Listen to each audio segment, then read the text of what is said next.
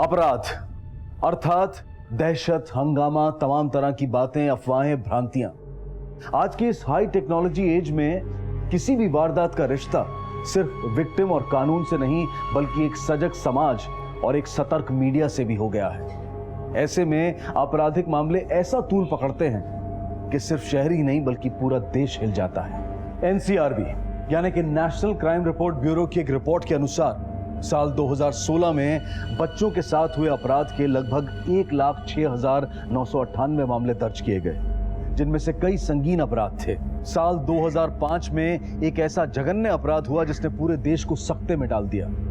लगभग 12 साल पहले उत्तर भारत के गांव में अपराध का ऐसा बवंडर उठा कि सिर्फ देश ही नहीं बल्कि पूरी दुनिया हिल गई।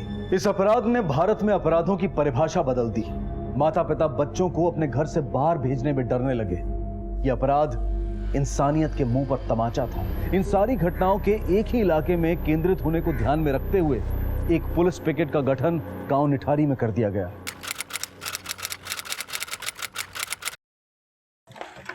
सर, इंडियन वुमेन कमीशन से गीता मैडम मिलने आई है।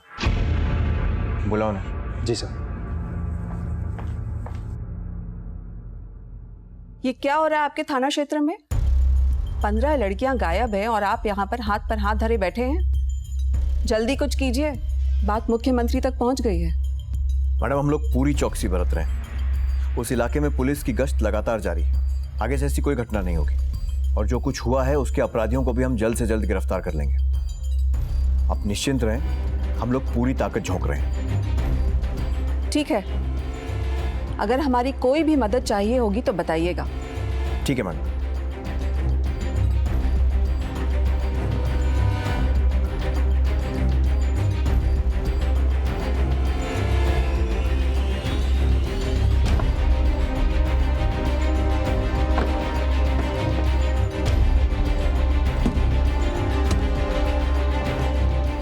चल भाई निकल। हम गाड़ी बंद करो, डिक्की खोलो, खोलो डिक्की। देखो पीछे से, नीचे देखो।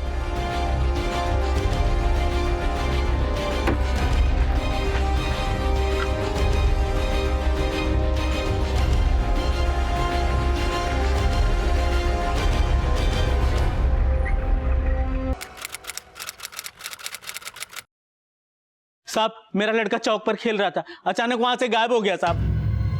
ऐसा कैसे हो सकता है? पुलिस की गश्त रहती है वहां पर, पहरा पड़ा हुआ है हमारा वहां पे। मेरा लड़का उधरी से गायब हुआ साहब। साहब सिर्फ 6 साल का है साहब, हरे कलर का शर्ट पहना है साहब। ढूंढ दीजिए साहब, कैसे भी करके ढूंढ दीजिए साहब उसको। मेरी बच्ची साहब, मेरी बच्ची रिंकी नहीं मिल रही है साहब। वो खो गई कहीं। किधर थी बच्ची? निठारी चौक पर साहब, वहाँ पर पुलिस वाले भी खड़े थे। मैंने उनको पूछा, मेरी बच्ची को कहीं देखा? किसी ने नहीं देखा साहब। मैंने मेरी बच्ची को सब जगह ढूंढ लिया साहब, कहीं नहीं मिल रही है साहब। मैं आपके हाथ जोड़ती हूँ, मेरी बच्ची को ढूंढ दो साहब।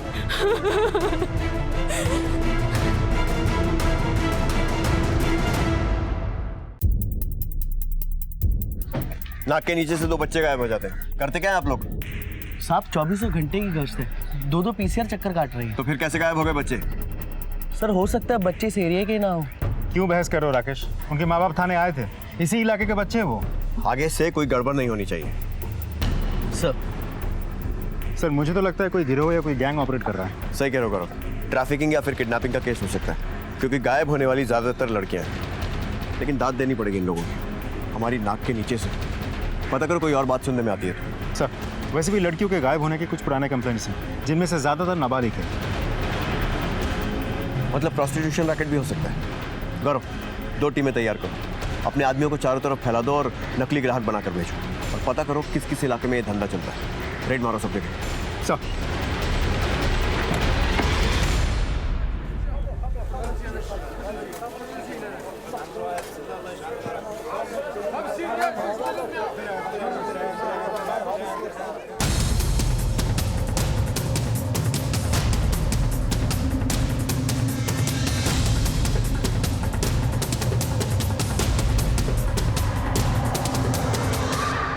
कोई बच्ची मिली ऊपर? हाँ साहब, ऊपर की गोली में 4 बच्ची है। चलो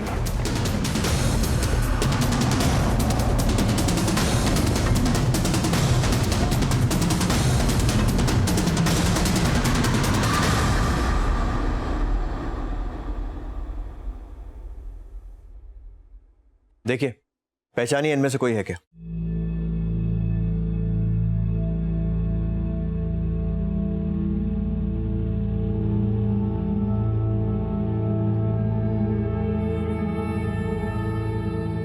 इनमें से मेरी बेटी नहीं है साहब कोई। हाँ नहीं है हमारी बेटी, इनमें से कोई हमारी बेटी नहीं है साहब। ये तो लड़कियां हैं साहब, मेरा तो लड़का था।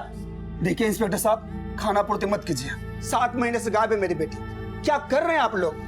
जवाब दीजिए। हाँ जवाब दीजिए, जवाब दीजिए, हमारी बेटियां कहाँ हैं? जवाब दीजिए। ना जाने हमारी किस्मत में क्या लिखा है जमुना। हाँ, न जाने हमारी बेटी कहाँ होगी और किस हाल में होगी।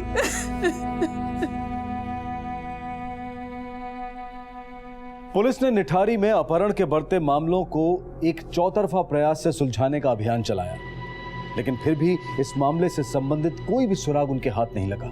पुलिस के लिए यह सिर्फ परेशानी का मसला नहीं बल्कि असमंजस में डाल देने वाली हकीकत थी कि 100-200 मीटर के दायरे में वो कौन था जो अपहरण की इतनी वारदातों को अंजाम दे रहा था। पुलिस की आंखों में धूल झोंक रहा था।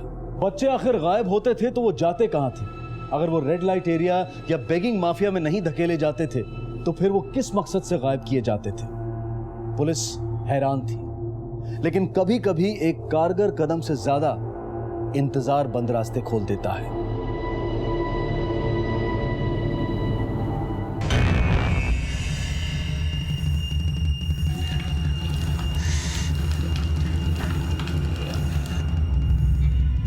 बाबा, कहाँ है मेरी बच्ची? बताइए ना बाबा। वो मर गई। मर गई? नहीं, मेरी बच्ची नहीं मर सकती। मेरी बच्ची को कुछ नहीं हुआ है। नहीं मरी वो। मैं ढूंढ निकालूंगी उसे। मैं ढूंढ निकालूंगी। हाँ हाँ मैं आती हूँ। हाँ हाँ अभी आ रही हूँ। ठीक है ओके। पापा मैं बाहर जा रही हूँ, शाम तक आ जाऊंगी। टाइम पे आ जाना बेटा, और अपना ध्यान रखना। जी पापा आप कितना फिक्र करते हो, टाइम पर आ जाऊंगी। जा।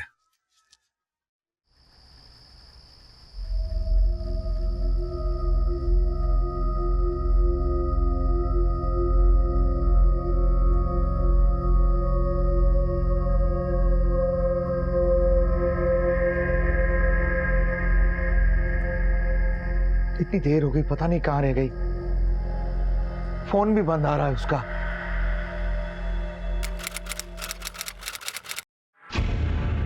22 बरस की बेटी है हमारी। 2 दिन का बोल के गई थी, अभी तक घर ना आई। अरे गई होगी अपनी सहेली वेली के घर। अरे आप FIR दर्ज कीजिए ना, 3री बार आ चुके हैं आपके पास इधर। देख भाई, गुमशुदा लोगों को ढूंढने के अलावा भी पुलिस को बहुत सारे काम है। NC हो गई ना, फोटो रखो और जाओ, ढूंढेगी अपनी पुलिस। साहब हमारी दरखास्त सुनिए। हम कई बार आ चुके पर हमारी कहीं सुनवाई नहीं हो रही। मानसिक स्थिति कैसी थी आपकी बेटी की? मतलब किसी बात को लेकर परेशान हो, शायद इसलिए कहीं चली गई हो? डिप्रेशन में तो नहीं थी वो? आत्महत्या करने का ख्याल वगैरह? नहीं साहब, हमारी कोयल ऐसी नहीं थी। वो तो वहां काम ढूंढने गई थी। कहाँ काम ढूंढने गई थी? हाँ, वो मंदिर साहब की फैक्ट्री है ना उधर। मंदिर? कोठी भी है उनकी। बोल रही थी वहां भी पता करेगी वो। तो आपने वहां जाकर पता नहीं किया? गया था उधर, पर हाँ ठीक है, तूने माल भेज दिया लेकिन बिल नहीं भेजा ना। हाँ, बिल नहीं भेजोगे तो पेमेंट कहाँ से मिलेगी? साहब। अच्छा ठीक है, चल फोन कर। क्या है? वो हमारी बेटी कोयल। कोयल? हाँ, वो यहाँ आई थी। यहाँ कोई कोयल वोयल नहीं आई। नहीं आई थी? साहब आप कहें तो अंदर देख लो एक बार। अरे पागल हो गया, मैंने कहा ना यहाँ कोई कोयल नहीं आई। जा यहाँ से। साहब मुझे लगा मेरी बेटी वहीं थी, उसी बंगले में। किडनैप कर लिया उन्होंने। तुम इतने यकीन के साथ कैसे कह सकते हो? कोई सबूत है तुम्हारे पास?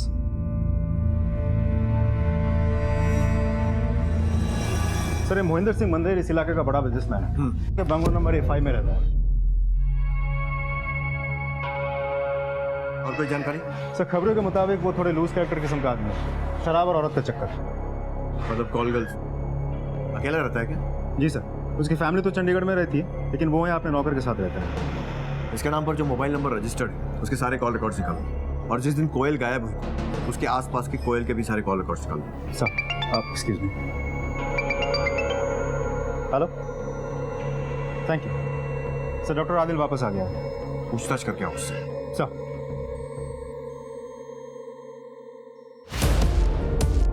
चेतन तलाशी लो। हाँ साहब। अरे आप लोग क्या कर रहे हैं? अरे ये क्या हो रहा है? क्या डॉक्टर, ऑर्गन ट्रैफिकिंग का पुराना धंधा फिर से शुरू कर दिया है क्या? बच्चे कहाँ हैं? गांव से गायब हुए बच्चे कहाँ हैं? अरे आप प्लीज बाद में आइएगा। अरे कैसी बातें कर रहे हैं साहब? चेतन कुछ मिला? अंदर तो कुछ नहीं है साहब। आपको? नहीं साहब, यहाँ भी नहीं मिला कुछ भी। देख डॉक्टर, बाहर के हालात ठीक नहीं है, और अगर हमें पता चले ना कि इन बिगड़े हुए हालात में तेरा हाथ है तो तू समझ लेना। और हाँ, आगे से किसी शादी में जाने से पहले हमसे पूछ के जाना, समझ गया? ठीक है।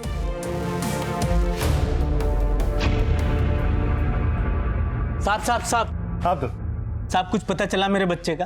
अभी तक तो नहीं, कुछ पता चलते ही बताते हैं। पहले से ही निठारी से लगातार कई बच्चे गायब हुए थे और अब ये 22 साल की लड़की के गायब होने से संदेह का घेरा और मजबूत हो गया था। सर अगर ये बात तो सच है कि कोयल मंदिर को जानती थी, क्योंकि पिछले कुछ दिनों से कोयल और मंदिर के बीच फोन पे बातें हो रही थी। जिस दिन कोयल गायब हुई थी उस दिन कोयल और मंदिर की कोई बातचीत? नहीं सर। और उस दिन कोयल की लोकेशन? दिल्ली। उस दिन बातचीत ना हुई हो, लेकिन पहले तो बातें हुई हैं। बुलाओ इस मंदिर को थाने। सर उस लड़की कोयल ने अपने फोन से आपसे बात की थी और वो उसका आखिरी कॉल था, और उसके बाद से उसका फोन बंद है। देखिए, मैं अपनी बात फिर से दोहरा देता हूँ। मुझे कई लोग फोन करते हैं, अरे भाई किसी को काम चाहिए होता है, किसी को फैक्ट्री का माल चाहिए होता है। अब कर लिया होगा उसने। और मैं आपको पहले ही बता चुका हूं ना कि 7 नवंबर को मैं चंडीगढ़ में था, मेरे पिताजी की डेथ हो गई थी। लेकिन लड़की के फादर हरीलाल का कहना है कि वो आपके घर आया था और आपसे मिला भी था उस दिन। Again I don't remember. और आप फिजूल में मेरे पीछे क्यों पड़े हुए हैं? अरे भाग गई होगी किसी के साथ। लेकिन उसका कहना है कि वो खास तौर पर आपके घर काम मांगने गई थी, ये बोलकर कि मंदिर जी के घर जा रही हूं। I don't remember. खैर, ये तो हुई सिर्फ एक फोन की बात। ऐसे पता नहीं कितने ही फोन किए हैं आप दोनों ने एक दूसरे को। पूछ सकता हूं किस लिए? सिर्फ काम मांगने के लिए?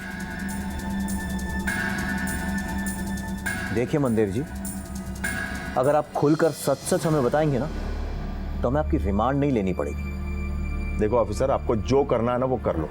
अरे यार, मैं भी अपने वकील को ही फोन कर लेता हूं ना। लड़की का मामला है, देख लीजिए, कोर्ट भी रियायत नहीं देगा। बदनामी होगी सो अलग। और वैसे भी आजकल मीडिया तक बात पहुंचने में टाइम नहीं लगता। चलिए, मैं आपको थोड़ा सा खुल के बता देता हूं। वो लड़की दरअसल कोयल जो है वो प्रोस्टिट्यूट है। मैं खुद उसे एक रात के 25,000 रुपए देता था।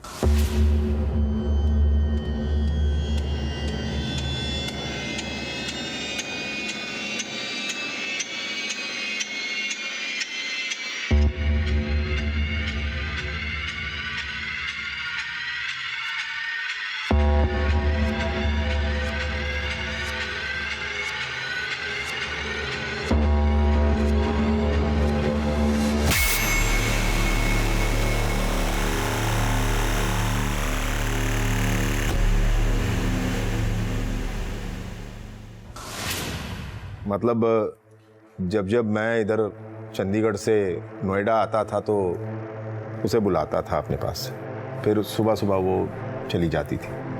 लेकिन उसके बाप ने तो हमें ऐसी कोई बात नहीं बताई। उसका बाप ही तो उसकी दलाली करता था। मैं उसके बाप को 40,000 रुपए महीने देता था, वो भी अलग से। वो खुद ही अपनी लड़की को मेरे पास भेजा करता था।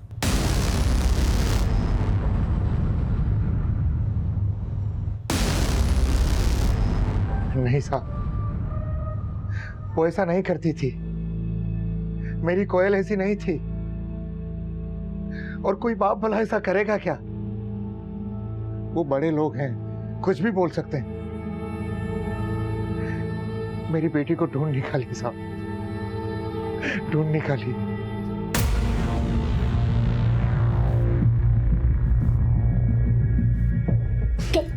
क्या हुआ? कुछ पता चला? कुछ पता नहीं चला। शायद बाबा ने सच ही कहा था।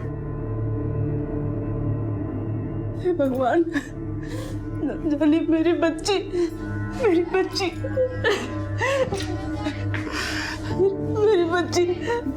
कहाँ है? मुझे मेरी बच्ची चाहिए, मुझे मेरी बच्ची चाहिए, किसी भी हालत में चाहिए। कोई कुछ भी बोले भैया, मैं नहीं मानता।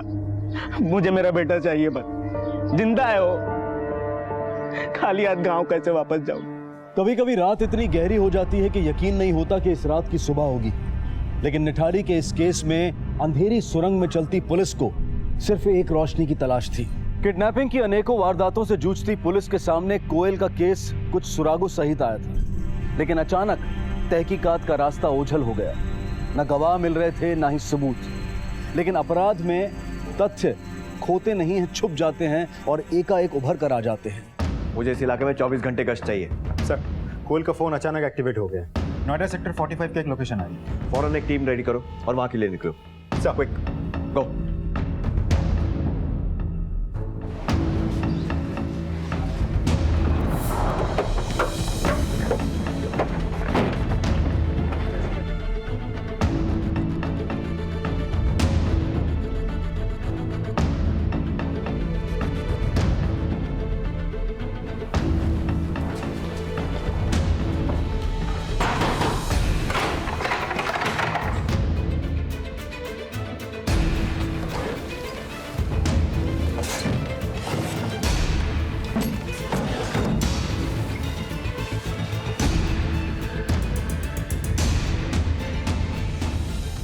ये मोबाइल कहाँ से आया तेरे पास? साहब वो फैक्ट्री में काम करता है, उसी ने दिया है मुझे। किसने दिया? शिवचरण नाम है साहब उसका, वो सेक्टर 22 में क्यों रहता है।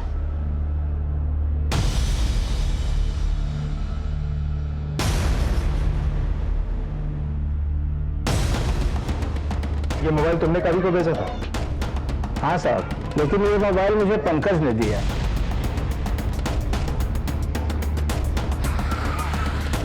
अपने लोग क्या लेते वहां पे? कौन है, दिखाओ। पंकज तेरा नाम है? हाँ साहब। तूने इसे मोबाइल दिया था? हाँ साहब, मेरे पास था पर मैं बेच दिया। क्यों बेचा? साहब भाई ने बड़ा मोबाइल लेके दिया तो फिर मेरे को उसका क्या काम? तेरे पास फोन आया कहाँ से? मालूम नहीं साहब, वो बंदा था, वो मेरे को मार्केट में मिला था। फोन में सिम था? हाँ साहब है। दिखा जरा।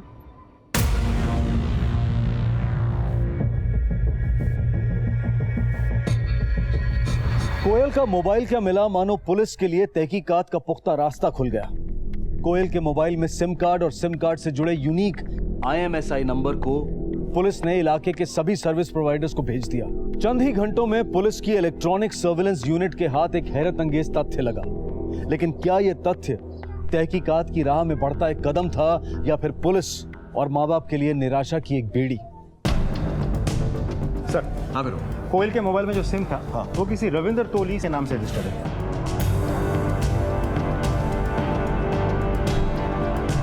टोली A5 सर, ये तो मंदिर के घर का एड्रेस है। राइट सर, सारे इशारे तो उसी के घर की तरफ मिल रहे हैं। गौरव, पहले बाप हरिलाल का ये कहना कि कोयल कोठी पर गई थी, उसके बाद मोबाइल कॉल लोकेशन का मैच करना और अब ये पक्का सबूत, ये सारी बातें इत्तेफाक नहीं हो सकती। चलो।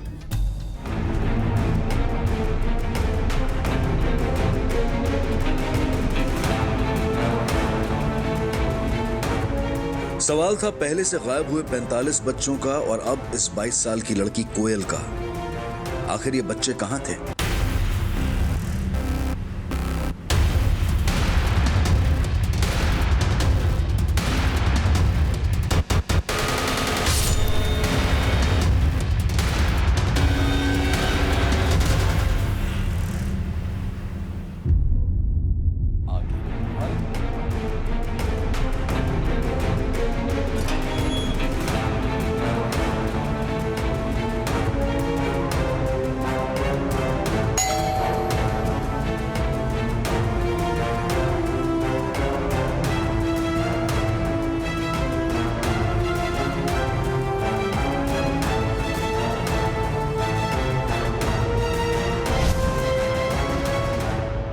कोयल का मोबाइल तेरे पास कहां से आया? कोयल? मैं किसी कोयल को नहीं जानता साहब। तेरा मालिक मंदिर तो बोल रहा था कि इसके घर आती है और तू बोल रहा नहीं जानता। हो सकता है, लेकिन मुझे मोबाइल श्यामवीर ने दिया। कौन श्यामवीर? वो पास के 8 बंगले के माथुर साहब का ड्राइवर है। उसके पास कहाँ से आया? मुझे नहीं मालूम साहब, उसने दिया मैंने ले लिया।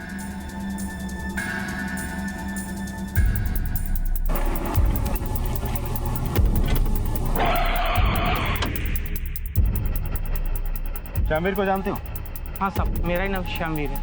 कोहली को जानते हो? हाँ साहब, F5 में मंदिर साहब का नौकर है वो। तुमने उसको कोई मोबाइल बेचा था क्या? मैंने नहीं बेचा, उसका फ़ोन आया था अल्मोड़ा से। बोला एक मोबाइल है उसका, अगर कभी कोई इंक्वायरी हो तो मुझे बोला बोलने को कि मैंने उसको बेचा है। जानता है कि नहीं जानता? नहीं साहब। अच्छा, तो फिर उस दिन पीसीओ से उसे फोन क्यों किया था? मुझे नहीं मालूम साहब। तो तेरे मालिक मंदिर से मिलती थी? पता नहीं। फोन करती थी? मुझे नहीं पता साहब। उसका फोन तेरे पास कैसे आया? रास्ते में पड़ा हुआ मिला। कौन से रास्ते में? मार्केट के रास्ते में। देख, सच सच बता दे कि माजरा क्या है, नहीं तो बहुत लंबा जाएगा, बता रहा हूँ तुझे। सब सच सच बता तो रहा हूँ साहब, और क्या बोलूँ? एकदम सच बोल रहा हूँ।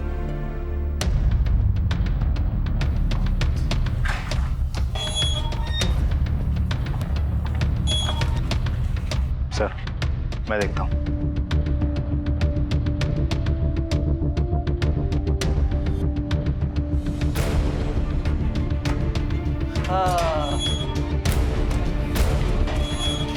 सर, बहुत उसे सच बोलवाया मैंने, लेकिन ऐसा कठिन आरोपी नहीं देखा, कुछ बोलता ही नहीं।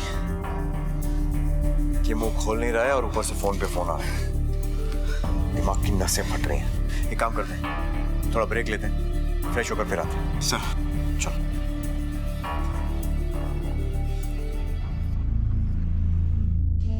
कुछ पता चला तुम्हारे बेटे राजा का? नहीं। और तुम्हारी बिटिया दीपा का? कुछ पता नहीं चला। पता नहीं जमीन खा गई या आसमान में गल गई।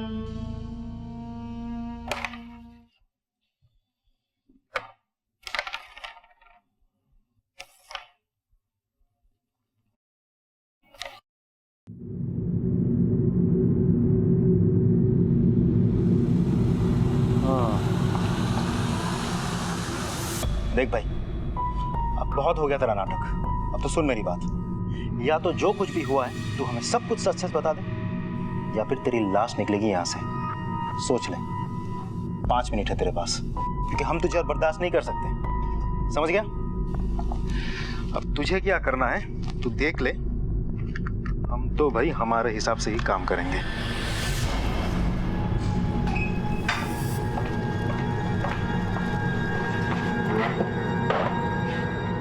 हाँ भाई, क्या सोचा?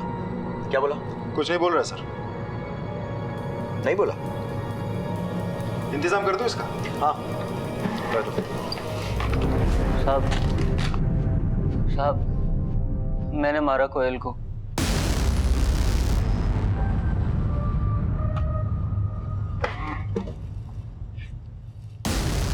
मार दिया? बॉडी का ठिकाने लगा दिए। किधर? बस फेंक आया। किधर फेंक कर आया? मालूम नहीं। देख, अब तू मजबूर कर रहा है। कैसे यकीन कर ले तेरी बात का?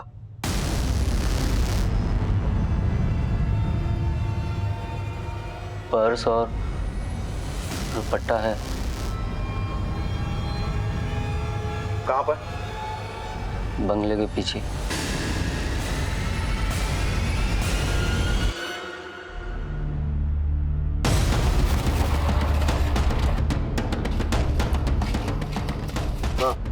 साहब यहाँ।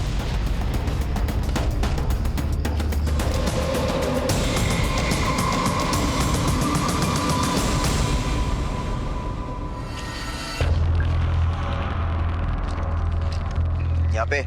हाँ साहब। कहाँ? वो दुपट्टा और उधर पर्स है। निकालो।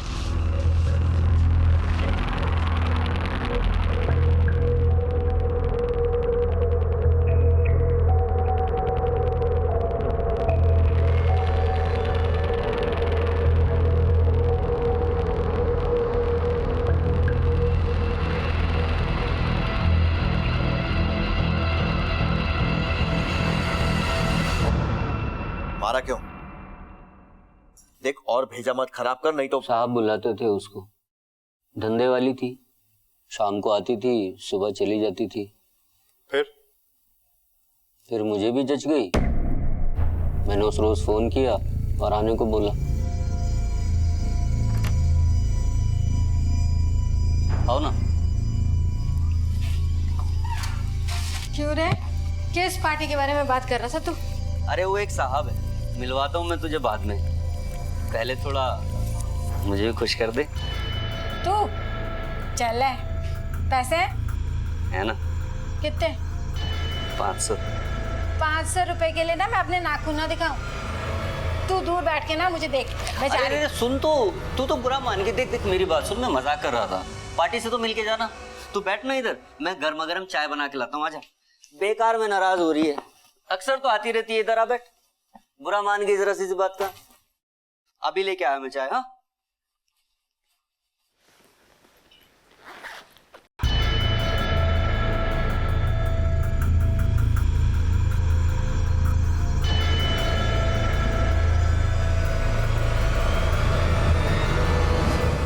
$500 बोला मैंने, तो बोली 500 में तो मैं अपना नाखून भी नहीं दिखाऊंगी।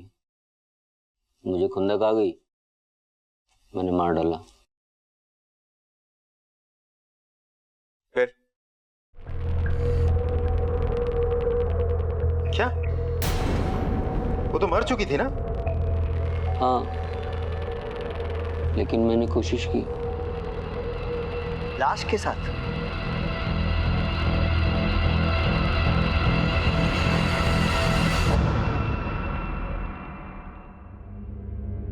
पुलिस ने तहकीकात को आगे बढ़ाते हुए तोली की पत्नी से बातचीत की, लेकिन उसकी पत्नी ने इस बात से इनकार कर दिया और उसने इन हत्याओं का इल्जाम तोली के मालिक मंदेर पर डाल दिया। और अगर मंदिर साहब ने उससे ये सब कराया तो उन्हें सजा मिलनी चाहिए। मैं आपसे कह रहा हूं, मुझे कुछ भी नहीं पता, मेरा कोई लेना देना नहीं है। जो आदमी एक लाश के साथ संभोग कर सकता है वो तो किसी को भी नहीं छोड़ेगा, फिर चाहे वो जानवर हो या इंसान। क्या सोच रहे हैं सर?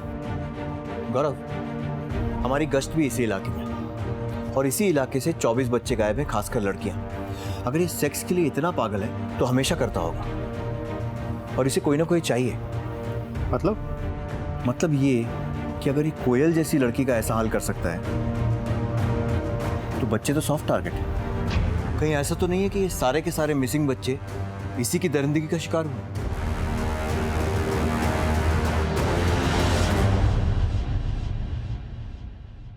इनको जानते हो? ये जुम्पा है। मैं उस दिन गेट पे खड़ा था, वो भी वहां आई। मैंने उससे कहा नौकरी चाहिए, और मेम साहब से मिलाने के बहाने में उसे अंदर ले गया।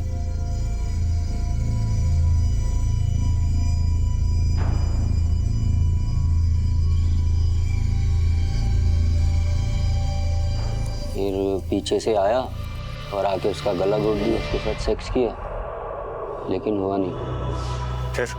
फिर मैं उसे ऊपर ले गया, उसकी छाती और हाथ काट डाले। बॉडी का क्या किया? थोड़ा खाया। क्या खाया? हाँ, मैं खा लेता था और बाकी फेंक देता था।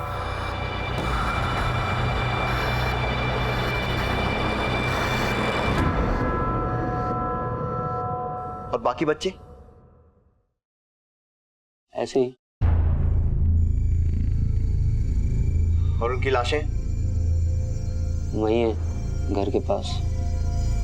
पुलिस के सामने आज एक ऐसा मसला था जो उनके अनुभव और उनकी काबिलियत को चुनौती देने वाला था। एक ऐसा मामला जिसमें आने वाले वक्त में खुलने वाली परतें उनके बर्दाश्त करने और सहन करने की शक्ति का इम्तिहान लेने वाली थी। यहाँ है साहब, कचरे के नीचे। यहाँ?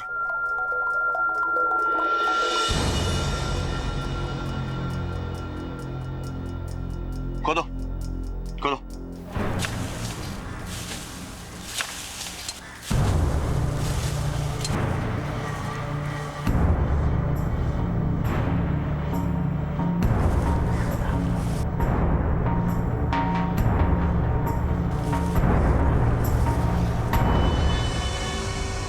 बच्चों की हड्डियां प्लास्टिक की थैली में फेंक दी? मालूम था साहब, बंद प्लास्टिक में बदबू कम आता इसलिए बंद। और बाकी की हड्डियां कहाँ हैं? पास में नाला है, उसमें फेंक दी।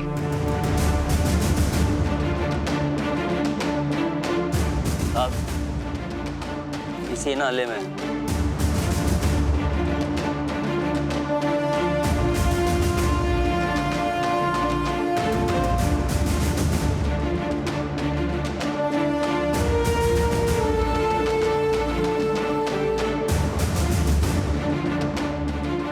नाले में ढूंढने के लिए आदमी बुलवाओ। सब, पीछे पीछे।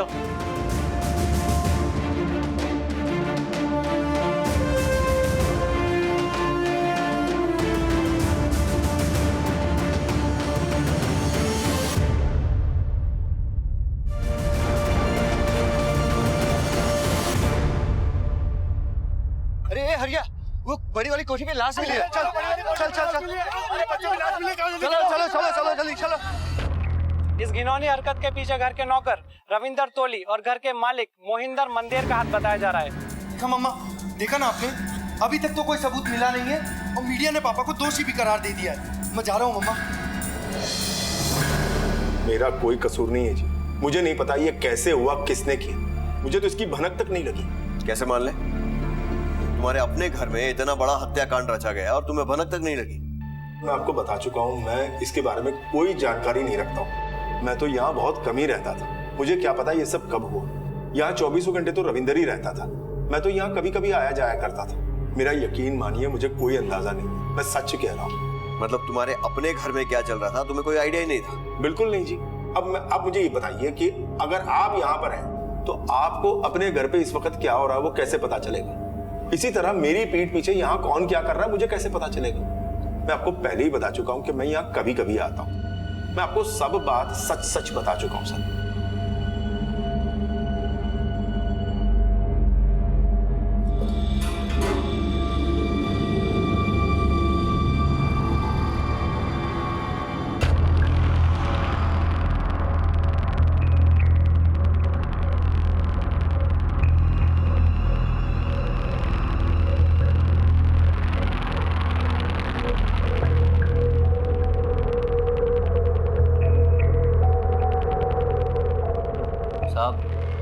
मंदिर साहब जब भी चंडीगढ़ से यहाँ आते हैं तो वो यहीं रहते हैं नीचे। तू कहाँ रहता है? मैं ऊपर। लाशें कहाँ काटता था? ऊपर। रास्ता बाहर से है। चल यहाँ।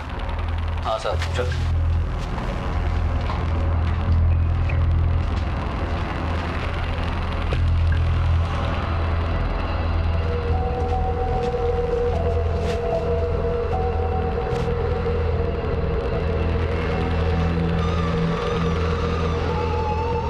सोता है? जी साहब मैं इधर ही सोता हूँ। लाशें किधर काटता?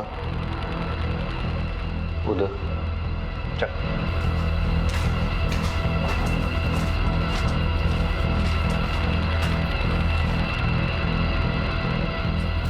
इधर ये बाथरूम में? हाँ साहब इसी बाथरूम में।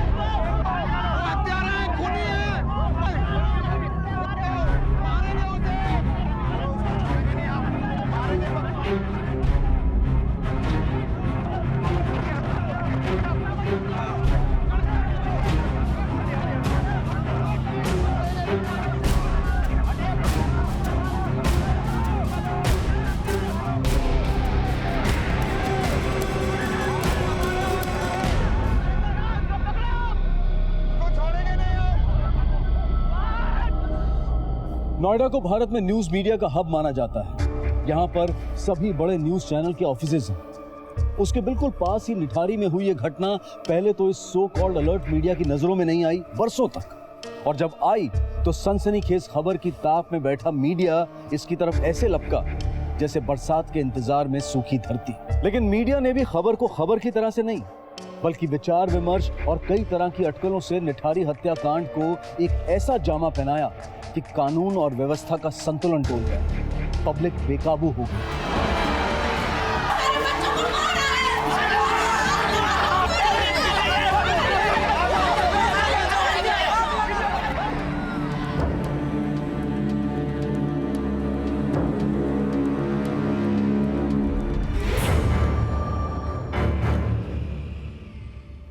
देखिए, अब तक 17 से 18 बॉडीज के अवशेष मिल चुके हैं। प्रारंभिक जांच से लगता है कि ये ज्यादातर बॉडीज बच्चों की हैं। ये किन लोगों की बॉडी है सर? ये हम फोरेंसिक जांच के बाद ही बता पाएंगे। सर सुनने में आया है कि घर के नौकर का भी इसमें कुछ हाथ है। देखिए, फिलहाल जांच चल रही है तो कुछ कह नहीं सकते। सर आपको क्या लगता है, घर के मालिक का भी इसमें कोई रोल है? जैसा मैंने आपको कहा कि इस वक्त जांच चल रही है, जैसी कोई जानकारी मिलेगी आप तक पहुंचा दी जाएगी। Thank you. सर कुछ सवाल और। सर नोएडा के इस घर से अभी तक 17 से 18 बॉडीज के अवशेष बरामद हो चुके हैं। पिछले कुछ दिनों में लापता हुए बच्चों, जिनमें ज्यादातर लड़कियां थी, ये अवशेष उन्हीं के बताए जा रहे हैं। तो जैसा नौकर वैसा ही मालिक, एक ही रट लगा रखी है। मैंने कुछ नहीं किया, मेरा कोई कसूर नहीं है, नौकर झूठ बोल रहा है। सब वैसे 10 दिनों का रिमांड मिला है, मंदिर से सच उगलवा लेंगे। ठीक, लेट्स गो। सर आप समझ लीजिए कि पापा के एब्सेंस में तोली घर का मालिक ही था। वो घर में ऊपर रहता था और उसके आने जाने का रास्ता भी अलग था। अब आप बताइए कि पापा को कैसे पता चलेगा कि तोली ऊपर क्या कर रहा है, ना उनके रहते और ना उनके एब्सेंस में, क्योंकि ऊपर कोई आता जाता था ही नहीं सर। मतलब तुम ये कह रहे हो कि इतने सारे मर्डर हो गए और तुम्हारे पापा को भनक तक नहीं लगी? अच्छा सा वकील कर लो अपने पापा के लिए, क्योंकि वो बचने वाले तो नहीं है।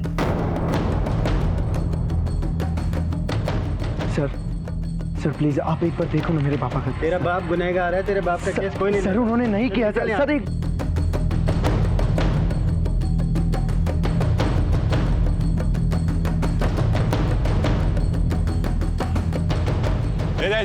सर पापा मेरे इनोसेंट है सर उन्होंने ऐसा कुछ भी नहीं किया। आप एक बार ये पेपर पढ़ो तो सही। क्यों पढ़ा है अपने बाप को बचाने के चक्कर में? भुगतने दे उसको अपने कर्मों की सजा। सर ऐसा कुछ भी नहीं है, मीडिया ने उन्हें फ्रेम कर रखा है सर। उन्होंने ऐसा कुछ किया ही नहीं सर। मेरे 25 साल के तजुर्बे में आज तक किसी आरोपी ने ऐसा नहीं कहा कि मैं गुनहगार हूँ। निकल यहाँ से।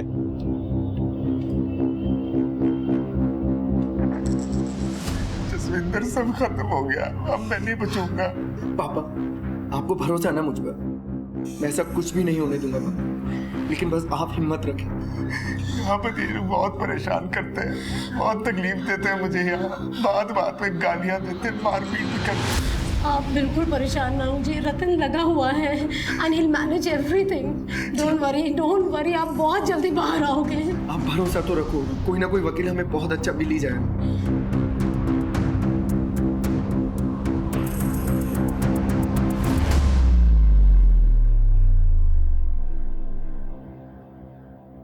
क्या कहा आपके पापा ने? My father is innocent. लेकिन सारे सबूत तो उनके ही खिलाफ हैं। कुछ नहीं किया लेकिन उन्होंने, लेकिन मैं उनको यहाँ से निकाल कर रहूंगा। बेगुनाह है वो। लेकिन कितने परिवार वालों ने उनके खिलाफ मुकदमे दर्ज करा रखे हैं? भला ऐसे कैसे बच सकते हैं वो? प्लीज यार जाने दीजिए हमें। नहीं सर, कुछ तो पुलिस ऐसा कैसे जा सकते हैं? सर कौन किसे बचाने की कोशिश कर रहा है कुछ समझ में नहीं आ रहा। ये रविंद्र अपने मालिक के डर या वफादारी से झूठ बोल रहा है या फिर सच? वो अकेले ही गुनहगार है या फिर दोनों शामिल है, या फिर कोई कम कोई ज्यादा? सर हमारे हाथ सच्चाई तो लगी है लेकिन अभी भी अधूरी है। सही कह रहे हो गौरव, सच्चाई हमारे हाथ लगी है लेकिन अधूरी, और इसीलिए पूरी सच्चाई को खोज निकालने के लिए दोनों के नार्को टेस्ट की मंजूरी मिल गई। अहमदाबाद चलने की तैयारी करो। कभी कभी सच झूठ का नकाब पहन कर आता है और झूठ सच का। ऐसे में सच तक पहुंचना मुश्किल हो जाता है। बेटा बाप को बचाने की जद्दोजहद में जुटा था, पर क्या वाकई में बाप निर्दोष था? कम से कम मंदेर ने प्रोस्टिट्यूशन की बात तो खुद ही कबूली थी, लेकिन एक ही घर में बरसों से बलात्कार और हत्याओं का सिलसिला चल रहा था और तोली के मालिक को इस बात की भनक तक नहीं थी। इस बात को हजम करना किसी के लिए भी मुश्किल हो सकता है, लेकिन कानून अटकलों के आधार पर अपना काम नहीं करता। उसे सबूतों और गवाहों की जरूरत पड़ती है। सबूत तो थे लेकिन गवाही नहीं थी। दोनों ही आरोपी पुलिस के लिए टेढ़ी खीर साबित हो रहे थे, इसलिए पुलिस को अपना रवैया सख्त करना पड़ा।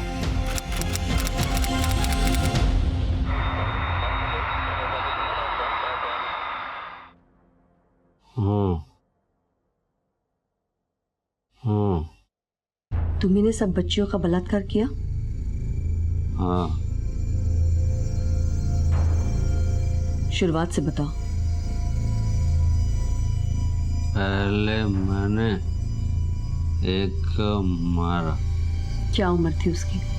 8 बरस की थी। उसके बाद? हाँ, दीपा। उसकी क्या उम्र थी? 10।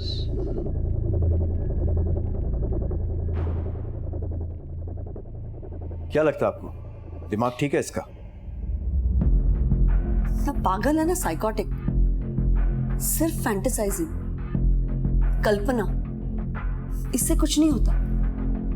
कोशिश करता था, पहले जहां काम करता था वो, उधर उसे कोई चांस नहीं मिला। मंदिर के पास लड़की आती थी, उसको ये अच्छा नहीं लगता था। उसने ये सब किया क्यों? उसका कहना ये है कि उसे कोई सफेद साड़ी पहनी हुई औरत दिखाई देती थी, हंसती थी उस पर, बोलती थी मार काट खा, किल कट ईट। सर मुझे तो साइकोलॉजिकल डिसऑर्डर लग रहा है। बच्चों का मांस भी इसी ने खाया? जी, अपने पूरे करियर में ऐसा घिनौना केस नहीं देखा कभी। अच्छा, अपने मालिक के बारे में उसने कुछ बताया? क्या इस सब में उसका भी हाथ है?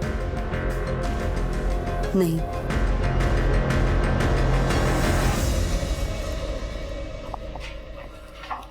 सर, ये पापा की फाइल। जानता हूँ, देखा है टीवी पे। अब बेकार आए हो इधर, आपका केस कोई नहीं लेगा। सर एक बार आप फाइल तो देखिए सर प्लीज। ये देखिए सर, जब जब मर्डर हुआ पापा वहाँ थे ही नहीं सर। ये उनके कॉल रिकॉर्ड्स, ये देखिए सर, और ये उनकी लोकेशन। सर बिना सच्चाई जाने तो कोर्ट भी फैसला नहीं लेता सर। आप एक बार फाइल तो चेक कीजिए। लो,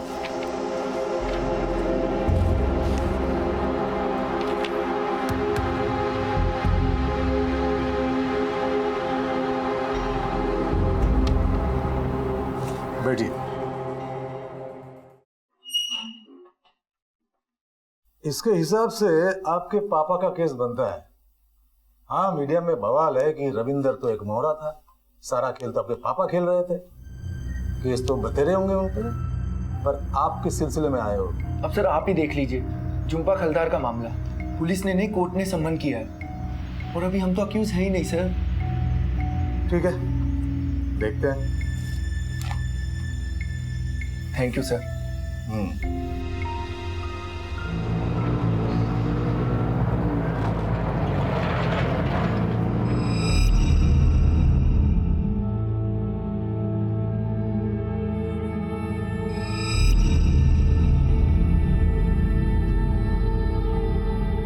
दो साल गुजर चुके थे और किसी भी अभियुक्त को सजा नहीं हुई, इसलिए लोगों में आक्रोश बढ़ने लगा था और मामले की नजाकत को देखते हुए केस सीबीआई के हवाले कर दिया गया।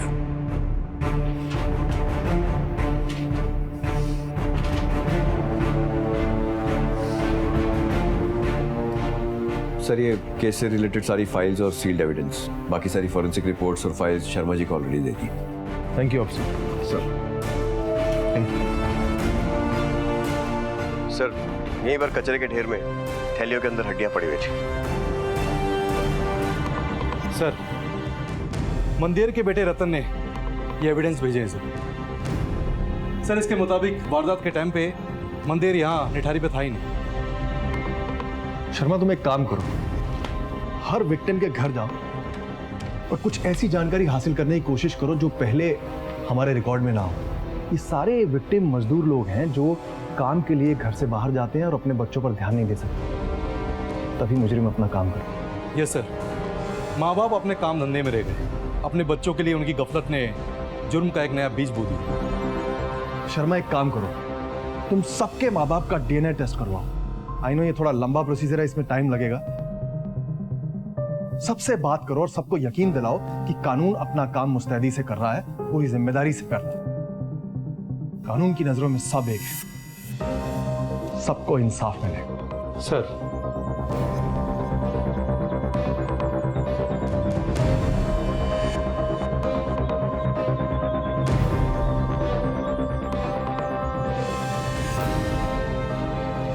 Yes sir. ठीक है सर, मैं आता हूँ सर, मैं आता हूँ। क्या हुआ, किसका फोन था? सीबीआई वालों का फोन था, और मरे हुए बच्चों का रिपोर्ट बताने वाले हैं। अब बैठ इधर, तू टेंशन मत ले, इस रिपोर्ट में अपने बच्चे राजा का नाम नहीं है, कुछ नहीं होगा अपने बेटे को। मैं जा रहा हूँ, सर से मिल के आता हूँ, तुम टेंशन मत लो, ठीक है? जिन जिन बच्चों की हड्डियां और जो भी बचे कुचे अंग मिले थे उनकी डीएनए रिपोर्ट आ चुकी है और आप लोगों से ब्लड सैंपल जो लिया था उसके आधार पे अब पता चल जाएगा किन किन बच्चों की हत्या हो चुकी है। उनके नाम है जुम्पा खलदार,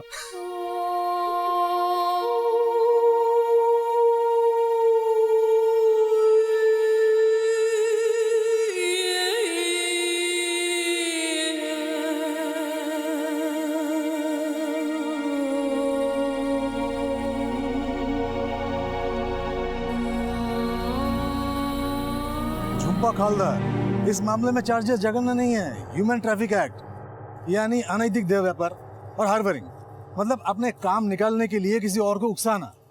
चांस तो बनता है आपके पिताजी की रिहाई का।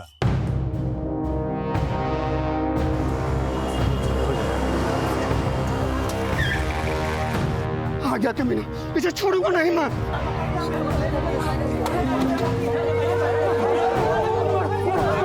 अरे हटिए ना, जगह तो दीजिए। अरे जब तक फांसी नहीं मिलता मेरे दिल को चैन नहीं मिलेगा। जब जब इस कोर्ट में वापस आएगा तब भी हम ऐसे ही मारेंगे इसे।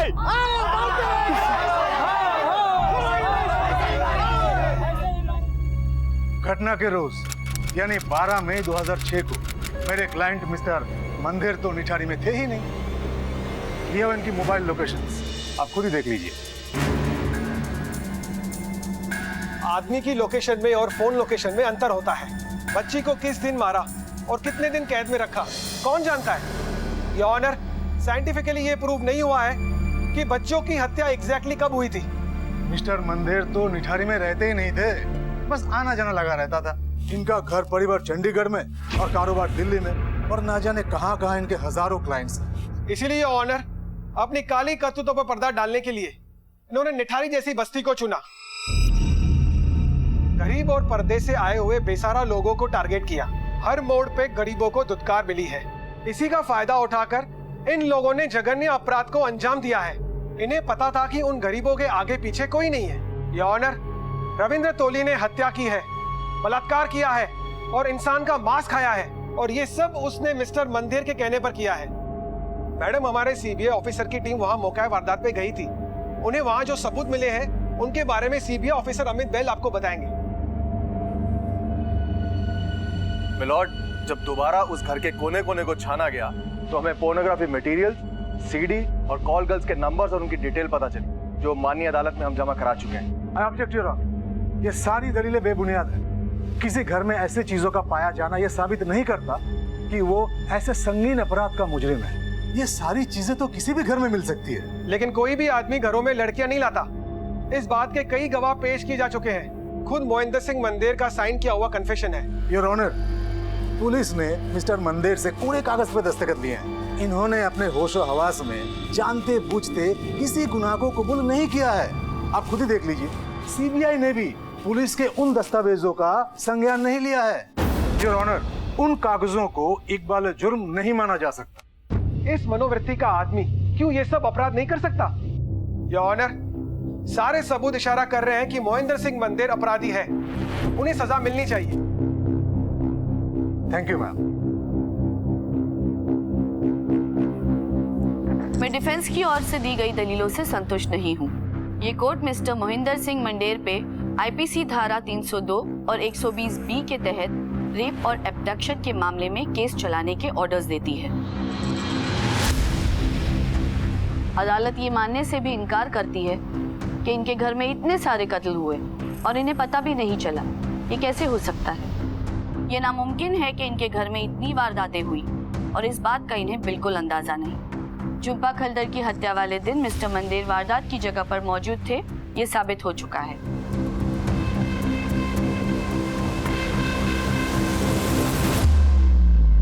फिलहाल ये लड़ाई गुनाह और बेगुनाही की नहीं, बल्कि सच और झूठ की और डिफेंस और प्रोसिक्यूशन की जरा की रह गई थी।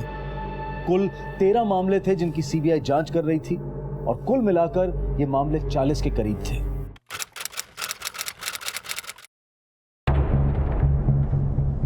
मैडम, रविंद्र तोली का रिकॉर्डेड कन्फेशन है हमारे पास। मैं उसे चलाने की इजाजत चाहूंगा। इजाजत है। धन्यवाद।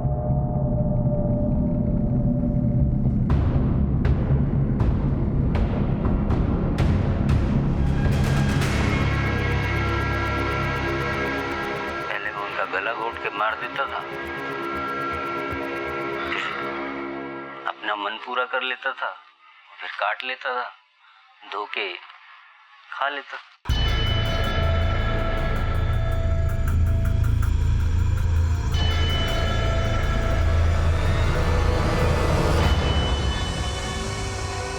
योर ऑनर, माननीय अदालत से हमें पूरे इंसाफ की उम्मीद है। तमाम गवाहों, डॉक्यूमेंट्री एविडेंसेस और अन्य साक्ष्यों को जांचने के बाद यह अदालत कन्विक्ट 271 रविंद्र टोली और कन्विक्ट 529 मोहिंदर सिंह मंदेर को झुम्पा खलदर की हत्या और बलात्कार के जुर्म में आईपीसी की धारा 302, 120 बी के तहत दोषी करार मानती है।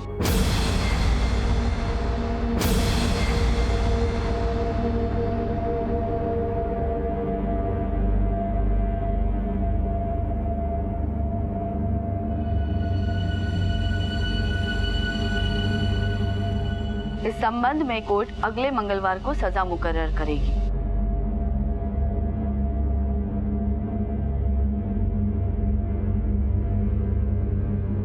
एक अमीर आदमी को फांसी पर चढ़ाना चाहते हैं ये लोग, फिर चाहे वो गुनहगार हो या नहीं।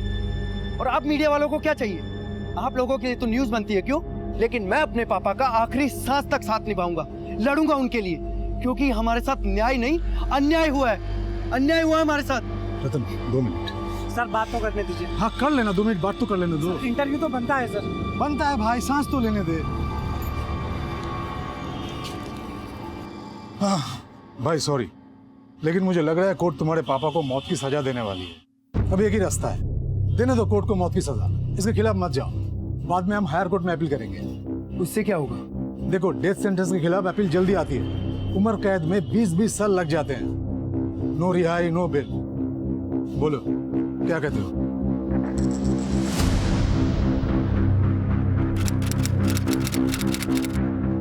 यह अदालत रविंदर टोली और मोहिंदर सिंह मंदेर को आईपीसी की धारा 302, 120 बी के तहत दोषी करार देती है और मौत की सजा सुनाती है।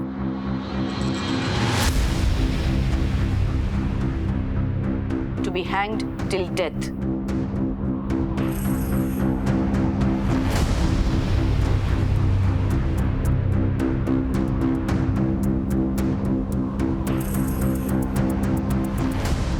भगवान बहुत अच्छा किया, इस पापी को सजा मिल गई।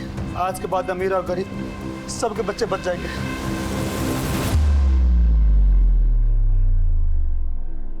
सच सामने आ गया था, गुनहगारों को सजा मिल चुकी थी, लेकिन रास्ता अभी और भी तय करना था। कई परिवारों को न्याय का इंतजार था और इसके अलावा अपराधी अपने आप को बचाने की तमाम कोशिशें करने वाले थे।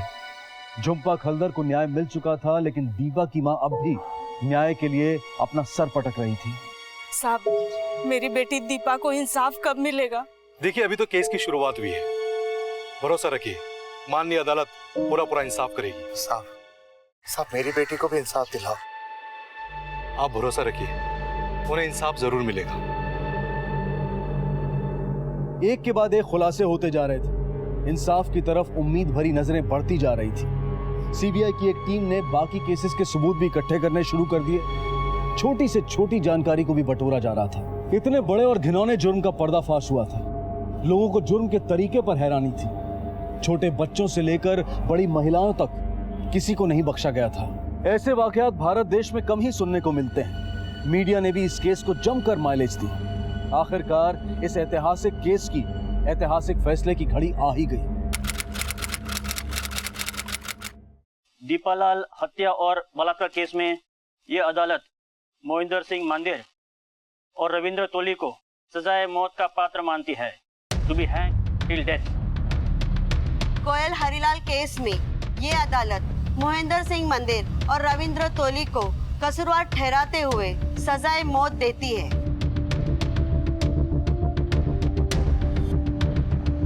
सर भाई, ये हाई कोर्ट में अपील लगानी पड़ेगी। एक तूफान शांत हुआ, लेकिन ये कहानी का अंत नहीं था।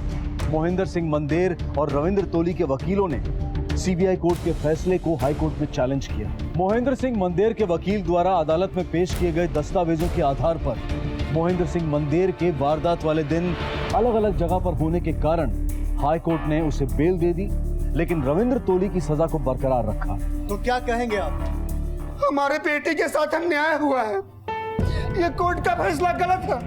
कोर्ट ने उसे रिहा करके बहुत गलत किया। हम सुप्रीम कोर्ट में अपील करेंगे। हम नहीं छोड़ेंगे उसे, मैं कभी नहीं छोड़ेंगे। Thank you very much sir. अरे रतन भाई, अभी तो सिर्फ झुम्पा खालदार मामले में बरी हुए आपके पापा। अभी भी 18 केसेस और है, रास्ता लंबा है।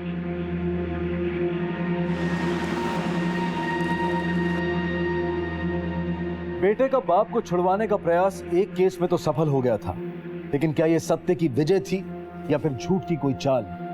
फिलहाल यह कहना मुश्किल था। लेकिन विक्टिम्स के परिवारजन फिलहाल इस जजमेंट से बेहद नाराज थे, हर्ट थे। पर 20 जुलाई 2014 को एक ऐसी खबर आई जिसने दुखती रगों पर मलहम का काम किया। विक्टिम्स के परिवार वालों का न्याय पर यकीन एक बार फिर से पुख्ता हो गया। रविंद्र, क्या हुआ वकील साहब? राष्ट्रपति जी ने मेरी दया याचिका रिजेक्ट कर दी। रिजेक्ट कर दी?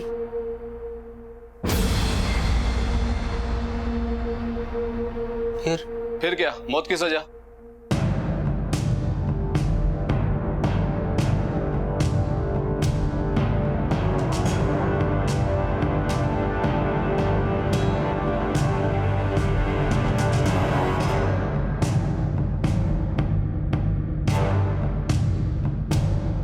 रविंद्र,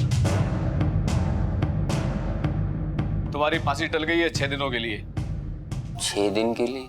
तुम्हारी फांसी पर स्टे लग गया है 1 दिसंबर तक। पर फांसी तो फिर भी होगी ना?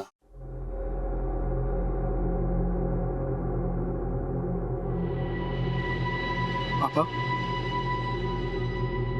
की गल है? नीचे पुलिस आई है। पुलिस क्यों? कह रहे हैं कि आपकी बेल खारिज हो गई है और रिंकी सिंह के केस की तारीख लग गई है। अब नहीं बचूंगा, नहीं बचूंगा।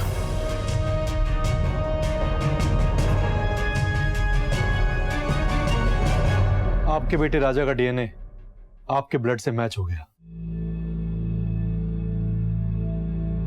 माँ बाप के लिए अपने बच्चे की मौत से बड़ा दुख और कोई नहीं हो सकता। कानून की पेचीदगियों के साथ लाख आंख मिचोली खेलने के बावजूद मंदेर और कोली को उनके किए की सजा मिल ही गई। इस केस में एक वो वक्त भी आया जब सुप्रीम कोर्ट ने मौत की सजा को उम्र कैद में तब्दील कर दिया, लेकिन फिर एक के बाद एक केसेस में मौत की सजा मिलने के कारण मंदेर और तोली के अपराधों का मामला रेयरेस्ट ऑफ रेयर के दायरे में जा पहुंचा। आखिर 2015 में माननीय सुप्रीम कोर्ट की एक बेंच ने तोली की मौत की सजा को कायम रखा और मंदेर भी आज मौत की सजा के साए में जी रहा। 2017 में उच्चतम न्यायालय ने एक बार फिर से दोनों ही अपराधियों को दोषी मानते हुए एक और केस में फांसी की सजा सुनाई। 8 मामलों में अब भी आखिरी फैसला आना बाकी है।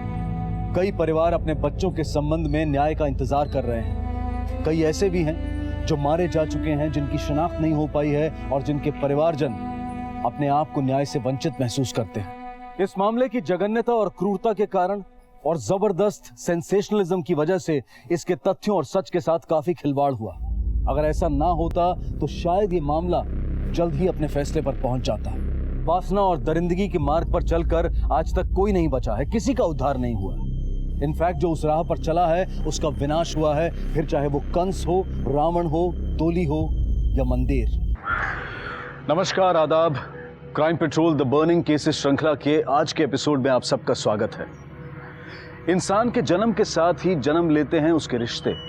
माता पिता, भाई बहन, उससे जुड़ा हर रिश्ता उसे सौगात में मिलता है। सिर्फ एक रिश्ता ऐसा होता है जिसे वो खुद चुनता है, और वो रिश्ता होता है उसके जीवन साथी का।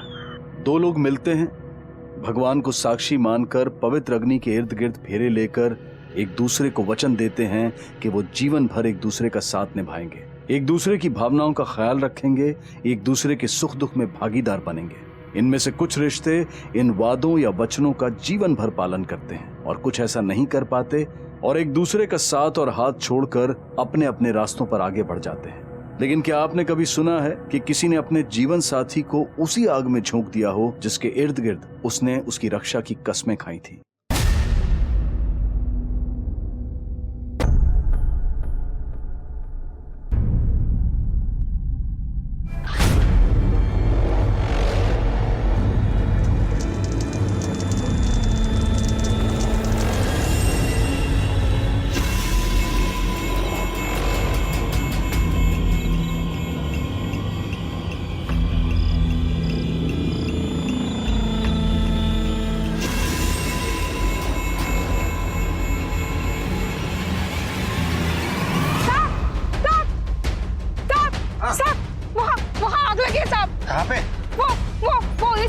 नीचे वाटिका होटल पे। Hello hello control room.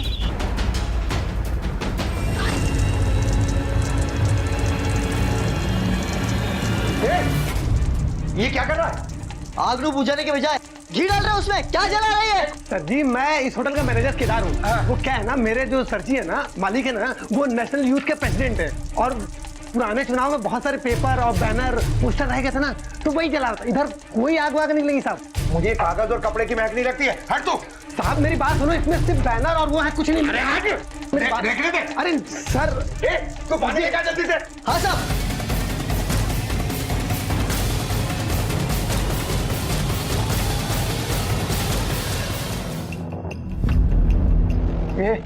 ये तो किसी इंसान का पैर लगता है। पकड़ उसे, पकड़ उसे, पकड़। माता रानी कसम साहब मैंने कुछ नहीं किया। रानी माता कसम साहब मैंने कुछ नहीं किया। सच में साहब, साहब मेरे को जान दो साहब, मैंने कुछ नहीं किया साहब।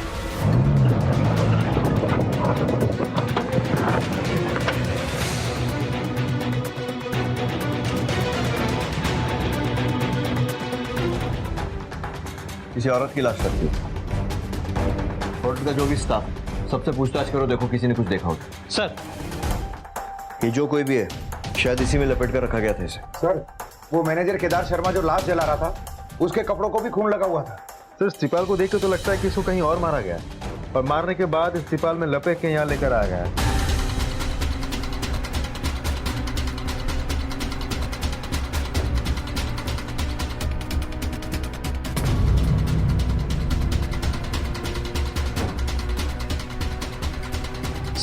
सर ये देखिए, गार्डन एरिया से पायल मिली है।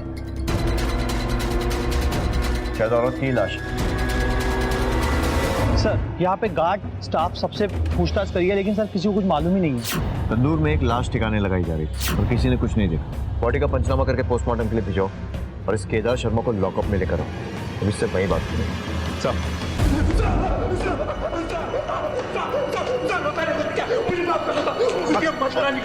मैंने कुछ नहीं किया साहब, मैं उस औरत को नहीं जानता, मैं उस औरत को सच में नहीं जानता साहब, माता रानी की कसम नहीं जानता। औरत की लाश को तंदूर में डाल के जला रहा था, बिना जाने वो कौन है। ऐसा करने के लिए मुझे मेरे मालिक सुनील वर्मा जी ने बोला था। सुनील वर्मा वो नेशनल पार्टी के यूथ विंग का प्रेसिडेंट। हाँ साहब वही। सर सुनील के घर का लैंडलाइन को उठा नहीं रहा है। किसी को भेजा इसके घर पता करने के लिए। और हाँ, पार्टी के ऑफिस में भी जाकर पता करने को बोलो। सर इसके अलावा उसके गाड़ी का नंबर भी पता चला है। सफेद कलर की एक छोटी गाड़ी चलाता है। गाड़ी का नंबर है DL2Z2454। दिल्ली के सभी ट्रैफिक बीट्स को वायरलेस पर नंबर भेजकर अलर्ट रहने को बोलो, खासकर शहर से बाहर निकलने वाले हाईवेज पर, क्योंकि अगर इस सुनील वर्मा का इस केस से कुछ भी लेना देना है तो वो शहर छोड़कर भागने की कोशिश जरूर करेगा। सब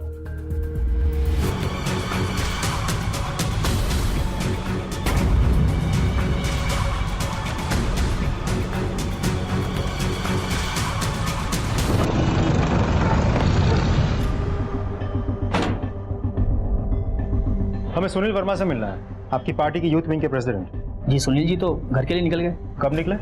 वही कोई 7:45 के आसपास। लेकिन वो तो घर पे नहीं है, उनके घर पे तो ताला लगा हुआ है। कोई आइडिया है वो कहाँ जा सकते हैं? जी नहीं साहब, लेकिन बात क्या है, कोई मैटर हुआ क्या? आपके सुनील जी के रेस्टोरेंट के जलते हुए तंदूर से एक औरत की लाश बरामद हुई है। अगर उनसे आपकी बात होती है तो उनको बोल दीजिएगा कि हमें कांटेक्ट करें जितनी जल्दी हो सके, वरना वो बहुत बड़ी प्रॉब्लम में फंसने वाले हैं जो आपकी पार्टी के छवि के लिए कुछ अच्छा नहीं होगा। I hope you understand.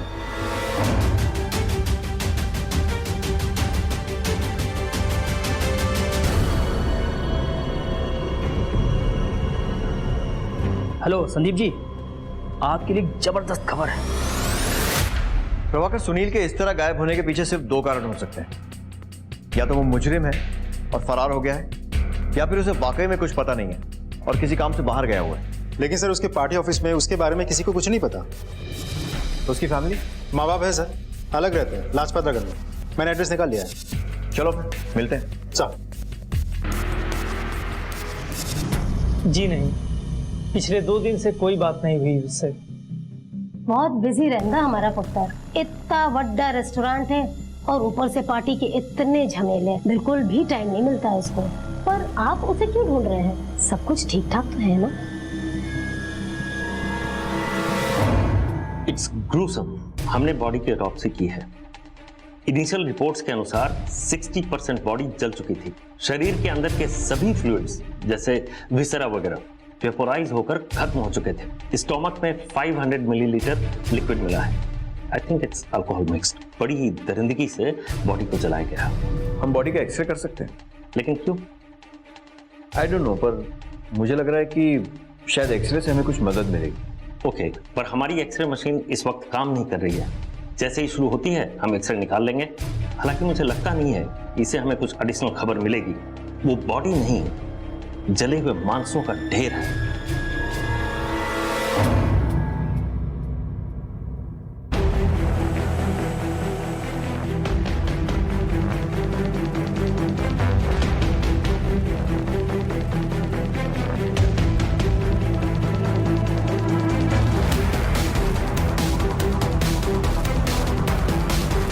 मत से कि ऐसी घिनौनी वारदात मैंने अपनी पूरी जिंदगी में कभी नहीं देखी।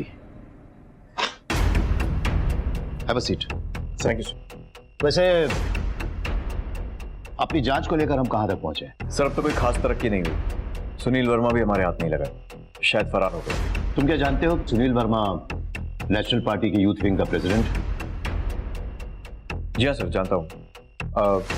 आप मुझे ये फैक्ट कंसिडर करने को कह रहे हैं? No no no, absolutely. मैं बस इतना ही चाहता हूं कि ये केस किसी भी कीमत पर सॉल्व होना ही चाहिए। That's all.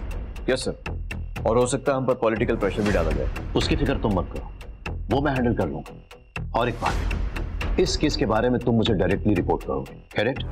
सर, विक्टिम की आइडेंटिटी सामने आई?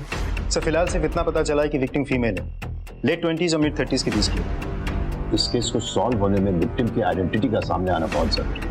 सर हम लोग पूरी कोशिश कर रहे हैं और बहुत जल्द कुछ ना कुछ जरूर पता लगेगा।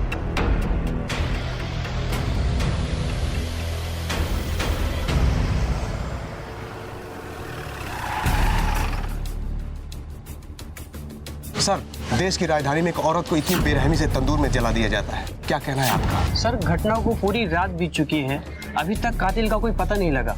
दिल्ली पुलिस नींद से कब जागेगी? क्या कहना है आपका इस पर?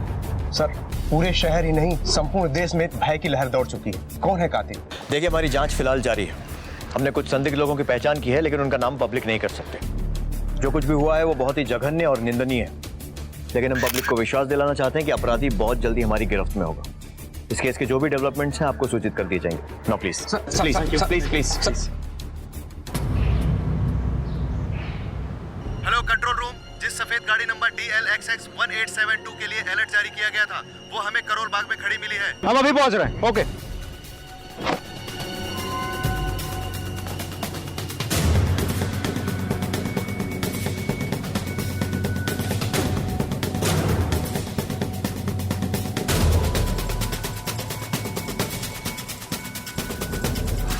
सर, ये घड़ी मिली है।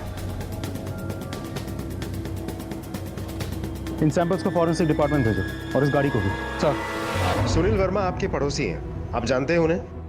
जी हाँ, हम जानते हैं। वो यहाँ अकेले रहते थे? नहीं जी, उनकी बीवी भी साथ में रहती है, रहना नाम है उनका। दोनों के बीच रिश्ते कैसे थे? अब जी शुरू में रहने आए ना, तब तो बड़ा ही प्यार था दोनों में। बाद में तो राम जाने की स्यापा हो गया।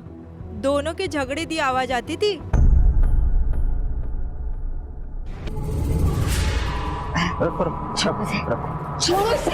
चलो ऊपर चलो, सोने चलो।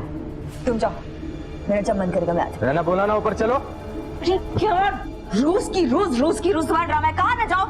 दिमाग खराब है क्या तुम्हारा? कुत्ता पाल रखा है क्या तुमने घर में?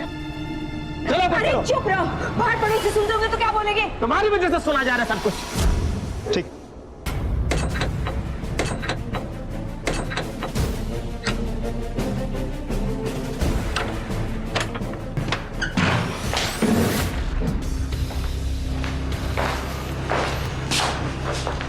पूरा घर अच्छे से छान मारो, एक भी कोना छूटना नहीं चाहिए। लेकिन ध्यान रहे, एविडेंस कहीं भी हो सकता है, इसलिए कोई भी फिंगरप्रिंट, कोई भी एविडेंस खराब ना हो। गो सर।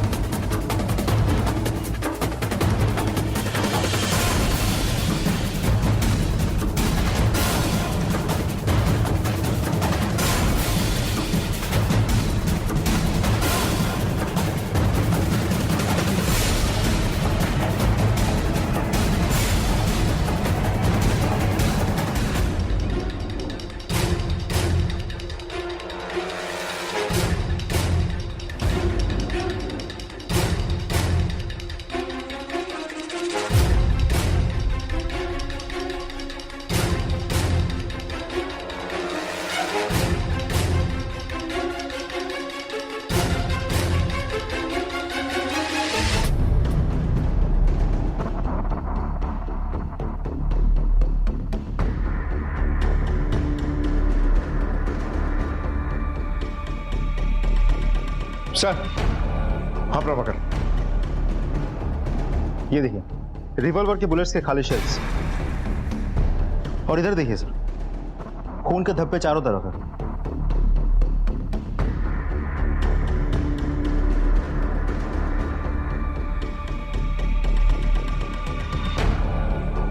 ये देखिए सर, बाल भी मिला। मुझे तो लगता है उस औरत को इसी कमरे में मारा होगा। सर ये देखिए, ऊपर कबर्ड से डायरी मिली है और इसमें कुछ लिखा हुआ भी है। Sunil loves Raina loves Sunil.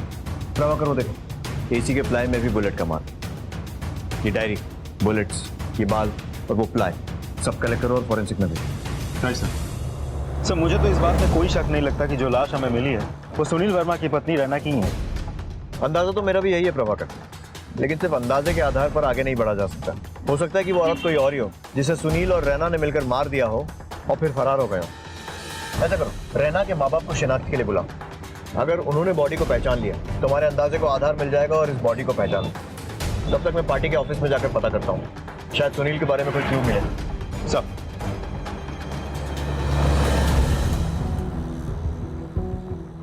और बैठिए बैठिए इंस्पेक्टर साहब। और छोटू, और पानी पिलाएं इंस्पेक्टर साहब नू।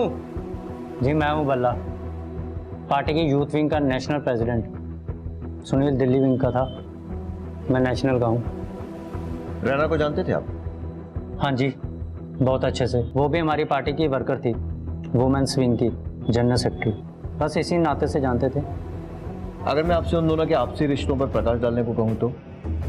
अब जी आपसी रिश्ते के बारे में हम क्या बोल सकते हैं जी, पार्टी पॉलिटिक्स और यूथ की प्रॉब्लम्स के बारे में ही बात हुआ करती थी।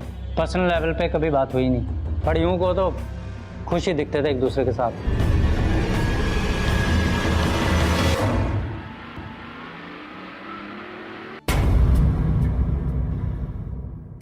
सर रैना के पेरेंट्स बॉडी की शिनाख्त नहीं कर पाए और सुनील वर्मा भी हमारी पहुंच से काफी दूर, which means we are at the dead end again। क्या हम लोग ये जानते हैं कि सुनील वर्मा ने मर्डर वाली रात सौराष्ट्र भवन में गुजारी थी? नहीं सर, पर ये इंफॉर्मेशन आपको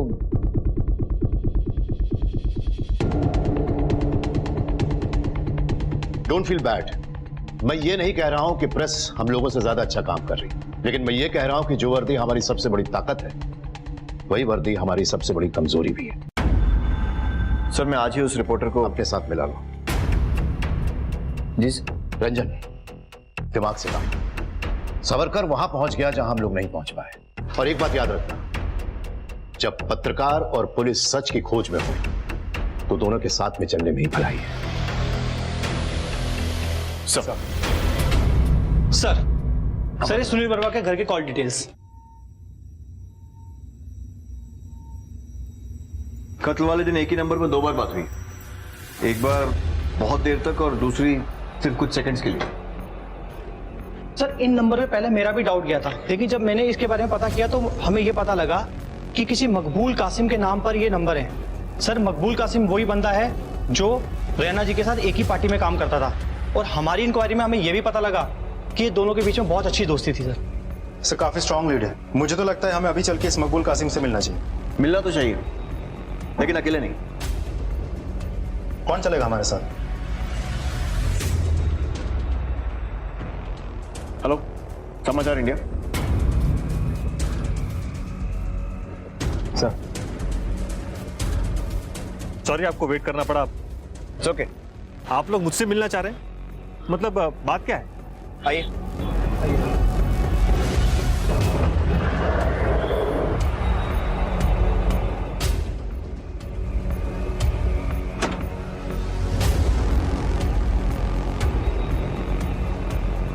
संदीप जी, आप इन्वेस्टिगेटिव जर्नलिस्ट हैं और हमारा काम भी इन्वेस्टिगेशन का ही है। आप सरकार के लिए काम करते हैं और मैं अखबार के लिए, लेकिन हम दोनों का उद्देश्य एक ही है, देश और जनता की सेवा।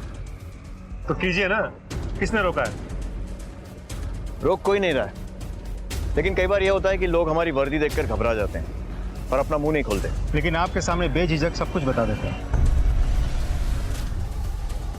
बदले बदले से मेरे सरकार नजर आते हैं, घर की बर्बादी के आसार नजर आते हैं। अच्छा शेर, लेकिन मेरा मतलब वो नहीं है जो आप समझ रहे हैं। तो समझा दीजिए। उसकी जांच में हमें एक अहम सुराग मिला है, वो हम आपके साथ शेयर कर सकते हैं। ओके, इस दयानतदारी की वजह? दयानतदारी नहीं, डील। कैसी डील? इस केस की हर इंफॉर्मेशन हम आपके साथ शेयर करेंगे एक्सक्लूसिवली, लेकिन आपको भी इस केस की हर इंफॉर्मेशन हमारे साथ शेयर करनी पड़ेगी।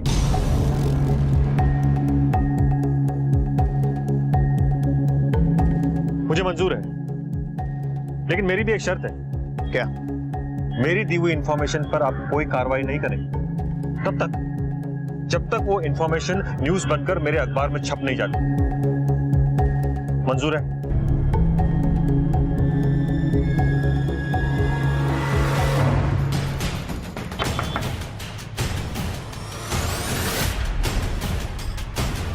जी आप लोग? आपसे कुछ बात करनी है। आइए। रैना को कैसे जानते हो? रैना और मैं एक ही पार्टी में काम करते हैं। बात क्या है? रैना ठीक तो है ना?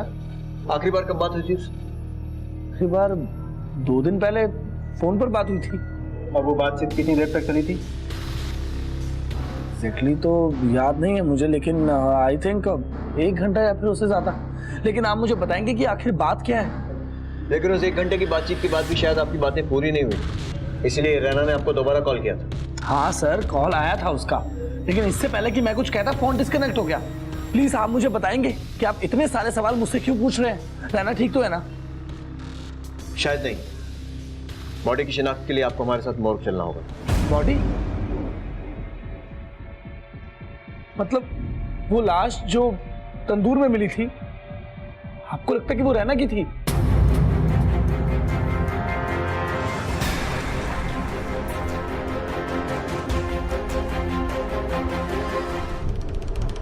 मकबूल, क्या ये रहना है? मकबूल? हाँ सर, ये रहना ही है। रहना ही है ये। इसके माँ बाप भी इसे पहचान नहीं पाए थे, तुमने कैसे पहचान लिया? सर वो माँ बाप है, भीगी आंखों से शायद इसे पहचान नहीं पाए होंगे। मेरे लिए भी शॉकिंग है, लेकिन अपने दिल पर पत्थर रखकर देखा है, ये रहना ही है। ठीक है, अभी तुम जा सकते हो, लेकिन बिना बताए शहर छोड़कर मत जाना।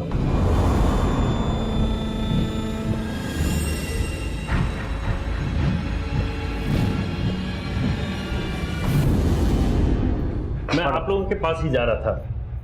यह है आपकी रिक्वेस्ट पर की गई एक्सरे की रिपोर्ट, जिसे हमें पता चला है जल के चिपक चुके मांस के बीच रिवॉल्वर की गोलियां फंसी हुई। यस, ये देखिए, गर्दन और सिर के हिस्से में। और ये गोलियां? ये नहीं।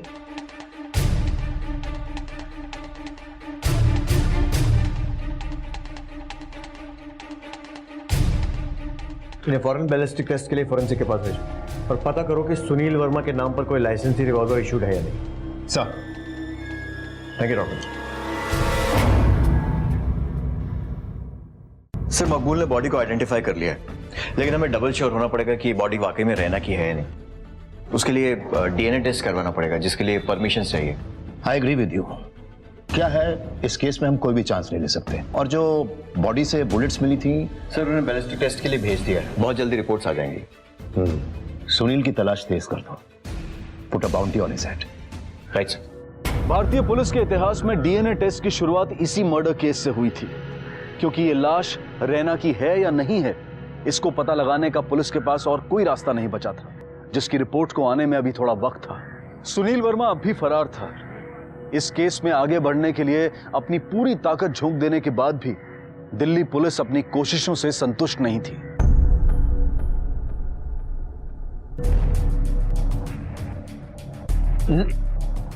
हमें अपनी स्पीड तेज करनी होगी प्रभाकर। जिस स्पीड से ये इन्वेस्टिगेशन चल रहा है, I am not satisfied with. Sir, body की डीएनए रिपोर्ट और उसमें से मिले बुलेट की बैलिस्टिक रिपोर्ट आने से पहले तक हम कर भी क्या सकते हैं, लेकिन सर सुनील वर्मा के घर, रेस्टोरेंट और गाड़ी से मिले खून के नमूनों का मैच होना भी हमारे लिए कम बड़ी बात नहीं है, क्योंकि सर अगर मैच हो जाता है तो सुनील वर्मा को हम इस कत्ल के साथ डायरेक्टली कनेक्ट कर सकते हैं। सर, एक इंफॉर्मेशन शेयर करनी थी आपके साथ। इतनी रात को भी पुलिस की मदद के लिए आप आए, थैंक यू। बताइए। मकबूल वो सिर्फ रैना का कलीग ही नहीं था, बल्कि क्लासमेट भी था, और कॉलेज में भी दोनों साथ पढ़े थे। सुनील से पहले मकबूल और रैना दोनों अपने प्यार में गिरफ्तार थे। और इस खबर का सोर्स? जर्नलिस्ट अपने सोर्सेस रिवील नहीं करते इंस्पेक्टर साहब। लेकिन मकबूल ने ये बात हमें क्यों नहीं बताई? चलो सर, आप अपनी डील भूल रहे हैं। मेरी दी हुई हर इंफॉर्मेशन पर आप तब तक कोई कार्रवाई नहीं करोगे जब तक। तुम्हारा अखबार प्रेस से कब निकलता है? सुबह 6 बजे।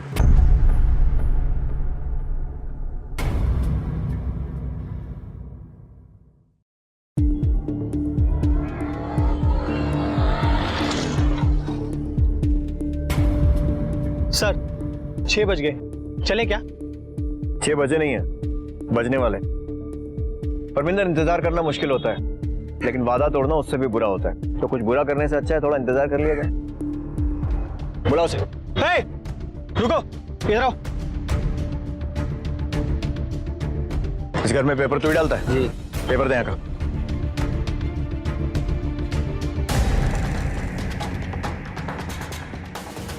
या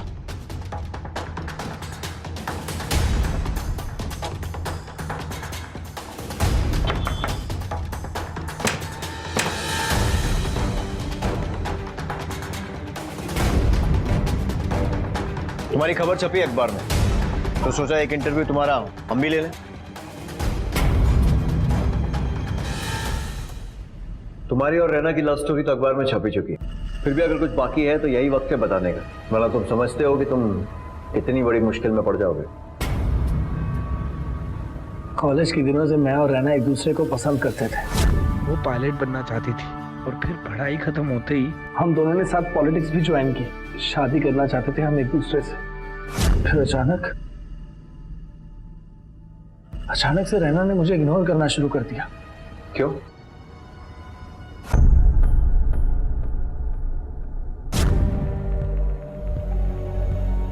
क्या हुआ रैना तुम्हें? हाँ, तुम मुझे ऐसे इग्नोर क्यों कर रही हो? हम दोनों एक दूसरे से प्यार करते हैं ना? जो कभी पूरा नहीं हो सकता। क्या?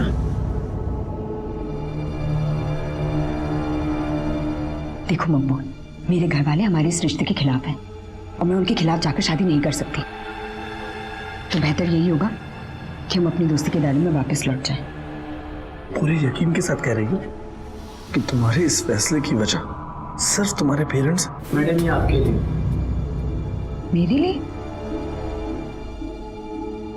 किसने भेजे?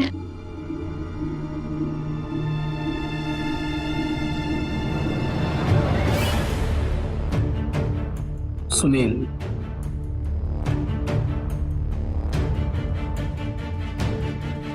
Thank you so much. वो फूल सुनील ने भेजे थे रैना को। जब से रैना ने उस सुनील की पार्टी ज्वाइन की थी, सुनील किसी ना किसी बहाने से रैना के करीब आने की कोशिश कर रहा था। उसे रैना के करीब आने का मौका मिल ही गया। कैसा मौका? रैना की एक आंटी की डिस्प्यूटेड प्रॉपर्टी थी। सुनील ने रैना को प्रॉमिस किया था कि वो उसके खातिर उसकी आंटी की हेल्प करेगा।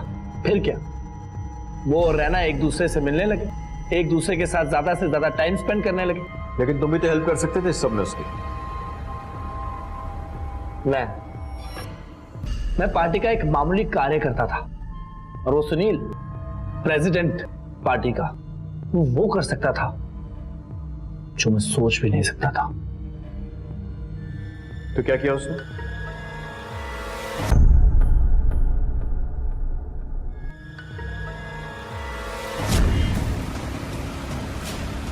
चल निकल बाहर। चल चल आजा। अरे मगर तू लेके जा रहा है? कहां लेके जा रहे हो?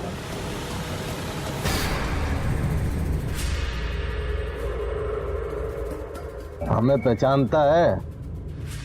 हाँ हाँ, आपको कौन नहीं जानता, लेकिन आप इस वक्त यहाँ? पलट के अंदर जा और मकान खाली करना शुरू कर दे, वरना बेटे ऐसा कांड करेंगे कि जिंदगी भर भूल नहीं पाएगा। समझा? समझवा दे। Sunil ji, thank you so much. आपने मेरी आंटी के लिए जो किया उसके लिए। आपसे किसने कह दिया कि हमने वो सब आपकी आंटी के लिए किया? खैर देखिए, हम नरोला जा रहे हैं लंच करने के लिए। आप अगर हमारे साथ चलेंगे तो खाने का स्वाद भी बढ़ जाएगा और हमारी खुशी भी। चलिए ना, खुशी डबल हो जाएगी। जी चलिए। चलिए, आते हैं मकबूल है। अगर तुम्हारी कहानी को सच मान लें तो फिर तो रैना के कत्ल का सबसे पहला शक तुम पर जाना चाहिए, क्योंकि प्यार में चोट खाया आशिक से ज्यादा खतरनाक और कोई नहीं हो सकता। आपको लगता है कि मैंने रैना को मारा है? नहीं मारा है ऐसा भी नहीं लगता है। अगर मुझे मारना ही होता तो मैं उस सुनील को मारता जो मेरे और रैना के बीच में आ गया था। हो सकता मार भी देते, पर शायद मौका ना मिला। हजारों मौके मिले थे मुझे सुनील को मारने के लिए। मैं उसे उस वक्त भी मार सकता था जब मुझे यह बात का पता लगा था कि सुनील रैना से शादी कर रहा है, सारी दुनिया से छिपकर। कहां? मंदिर में, जहां उन दोनों के सिवा उनके माँ बाप भी शामिल थे। सुनील ने रैना से शादी तो की, लेकिन वो ये नहीं चाहता था कि इस शादी के बारे में पूरी दुनिया को पता चले। एक तरह से वो रैना को कैद करके रखना चाहता था। उसे ना कहीं जाने देता था, ना किसी से मिलने देता था। वो सारा दिन घुट घुट के उसी घर में जी रही थी। उसका दम घुटता था सर। वो अपना गम छिपाने के लिए शराब पीने लगी। आए दिन उनके बीच झगड़े हुआ करते थे सर। वो उसे मारा भी करता था।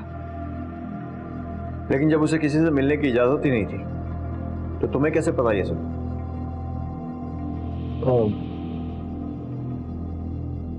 हमारी बातें हुआ करती थी, लेकिन फोन पर। और उस दिन भी उसका फोन आया था, लेकिन मैं ये नहीं जानता था कि उस दिन हमारी आखिरी बार बात होगी। तो उससे अलग हो जाओ ना, डिवोर्स ले लो उससे। डिवोर्स? वो मुझे डिवोर्स नहीं देगा, कभी नहीं देगा। मैं उसका कुछ नहीं बिगाड़ सकती। पता है क्यों? पावर है उसके पास, कोई कुछ नहीं बिगाड़ सकता उसका। अच्छा रहना, मेरी बात सुनो। मैं तुम्हारे लिए कुछ कर सकता हूँ? Any help? तुम मुझे उससे दूर भेज सकते हो? प्लीज पप्पू, प्लीज मुझे उससे दूर भेज दो। बहुत दूर, इतना दूर कि वो जाके भी मुझ तक पहुंच ना पाए। कहाँ जाना चाहती हो तुम? Australia. Australia. Hello hello.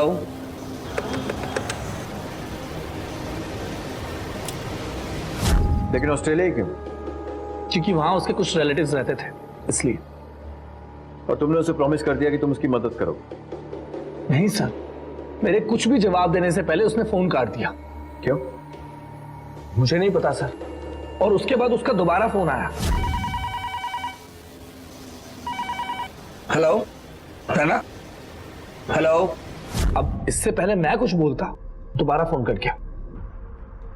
Sir, Raina की बॉडी से मिली बुलेट्स की बैलिस्टिक रिपोर्ट आ गई है। फिर से मैच। ये वही गोलियां हैं जिनके शेल्स हमें सुनील वर्मा के घर से मिले।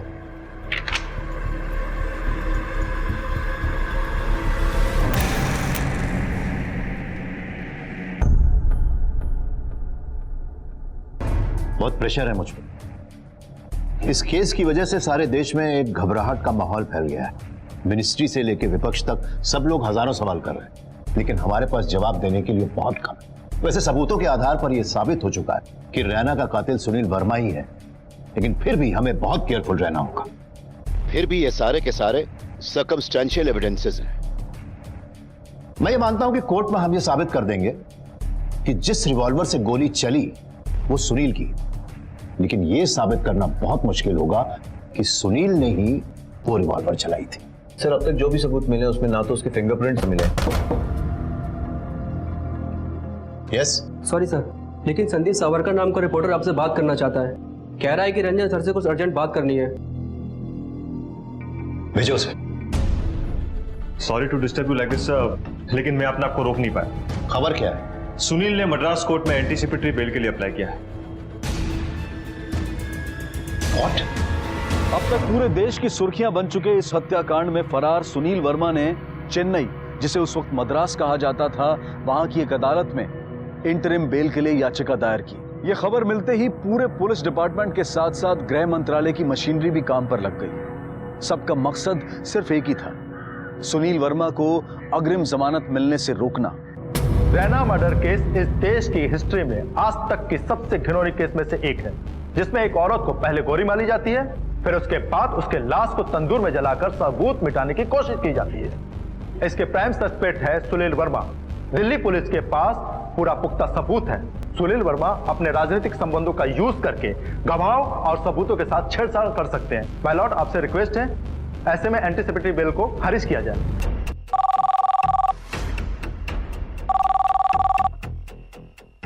हेलो, यस मिस्टर प्रधान। ब्रिलियंट, कांग्रेचुलेशंस इंस्पेक्टर, सुनील की अग्रिम जमानत खारिज हो गई।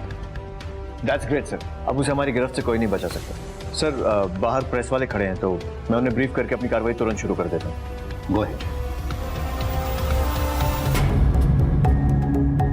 कोर्ट के सुनील वर्मा की अग्रिम जमानत खारिज करने के बाद आपका अगला कदम क्या होगा? सर, सुनील वर्मा कहाँ है? कौन सा सबूत है आपके पास उसके खिलाफ? फिलहाल सुनील वर्मा फरार है और हमारा अगला कदम होगा उसे पकड़कर उसे उसके किए की सजा दिलवाना।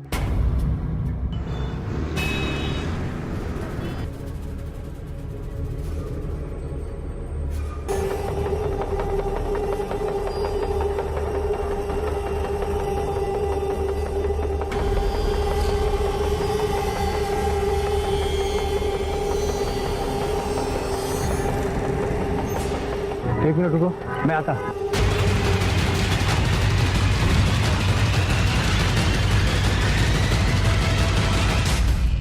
सर, हैदराबाद की लैब ने डीएनए टेस्ट की रिपोर्ट भेज दी है।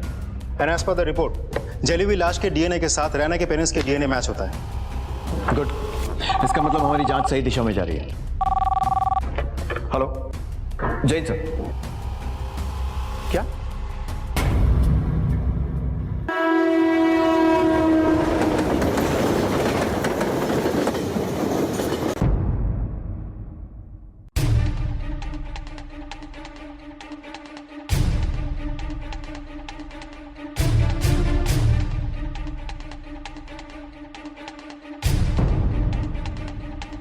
सिर्फ यही सूटकेस है उसका?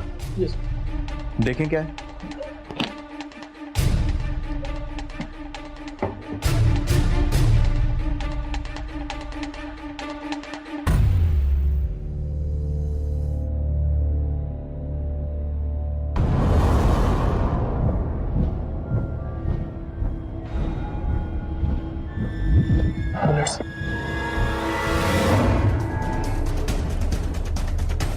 ये रिवॉल्वर और कार्ट्रिजेस हम लोग बैलिस्टिक जांच के लिए दिल्ली ले जाएंगे। Thank you very much. Chennai, जिसे उस वक्त मद्रास कहा जाता था, वहां की अदालत से सुनील वर्मा की अग्रिम जमानत की याचिका को खारिज करवाकर पुलिस ने उसे अपनी कस्टडी में ले लिया और दिल्ली ले आई। पुलिस के लिए इस मामले में यह पहली जीत थी। काफी मेहनत के बाद तंदूर हत्याकांड का पहला सस्पेक्ट उनके हाथ लग गया था और अब ऐसा लग रहा था कि रैना मर्डर केस का राज जल्द ही खुलने वाला था। भाई बहुत भगाया था, लेकिन एक बात भूल गया कि हर दौड़ कभी ना कभी कहीं ना कहीं खत्म होती है। अब तेरी वाली दौड़ को यहां आकर खत्म होना था तो हो गई। अब अगर करना चाहता है तो अपना जुर्म कबूल कर ले, वरना अदालत में तुझे मुजरिम साबित करने के लिए सारे सबूत हैं हमारे पास। बोल, तू नहीं मारा था ना नैना?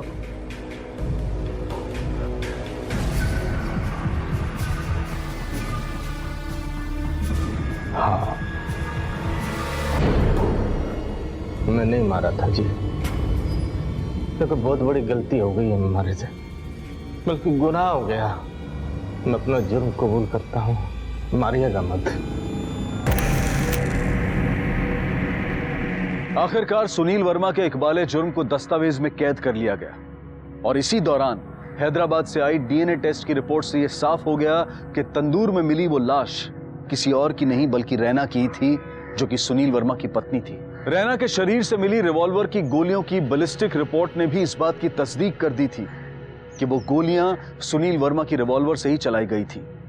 इन सभी सर्कमस्टेंशियल एविडेंस के बेसिस पर पुलिस ने जो सुनील के खिलाफ केस बनाया था वो काफी पुख्ता था। पुलिस ये उम्मीद कर रही थी कि सुनील को अदालत में पेश करने के बाद 1 या 2 सुनवाइयों में ही उसे सजा सुना दी जाएगी, लेकिन ऐसा सोचना पुलिस की गलती थी, क्योंकि अदालत में सुनील अपने बयानों से पूरी तरह मुकर गया। सर, मैंने अपनी बीवी को नहीं मारा है। मैं तो अपनी बीवी से बहुत प्यार करता था सर। तो जिस दिन ये हादसा हुआ, मैं तो दिल्ली में था ही नहीं, मैं तो मुंबई गया हुआ था। मैं तो वहां से लौटकर जब वापस मद्रास आया तब मुझे पता चला कि क्या हुआ।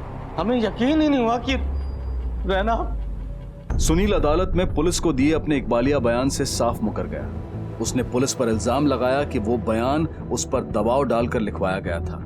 उसका कहना था कि वो पूरी तरह से निर्दोष था और उसकी पत्नी रैना की हत्या उसके राजनीतिक करियर को खत्म करने की एक साजिश थी जो उसके किसी विरोधी ने चली थी। दूसरी तरफ सरकारी वकील पुलिस द्वारा मुहैया कराए गए सबूतों को आधार बनाकर अदालत को उसे मुजरिम करार देने और उसके जुर्म की सख्त से सख्त सजा देने की मांग कर रहे थे। अदालत ने दोनों पक्षों को सुनने के बाद अगली सुनवाई की तारीख मुकर्रर कर दी। Order, order. ये अदालत अगली सुनवाई तक मुलतवी की जाती है। तारीख पर तारीख पड़ती जा रही थी और इस सिलसिले को पूरे 8 साल गुजर गए। शायद कई और साल गुजर जाते अगर रहम की उम्मीद और सजा के डर के कारण सुनील वर्मा के रेस्टोरेंट के मैनेजर केदार ने उसके खिलाफ बयान देने और सरकारी गवाह बनने का फैसला न किया होता। उसने अदालत को बताया कि आखिर उस रात हुआ क्या था।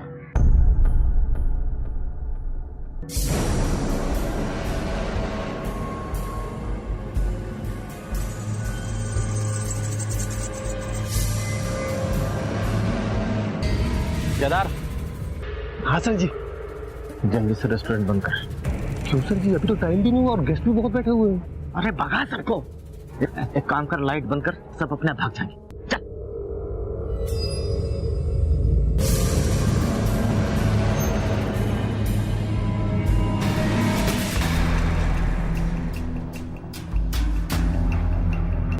साले अगर जबान खोली ना तो इसके बगल में तू भी लेटा होगा। अभी जा। उसके बाद से सुनील साहब ने मुझसे कहा कि लाश को तंदूर में डाल दो और मैं वहां से तब तक नहीं लूं जब तक लाश पूरी तरीके से जल न जाए। ये बोल के जज साहब वो वहां से चले गए और जैसे ही वो गए पुलिस ने मुझे अरेस्ट कर ली।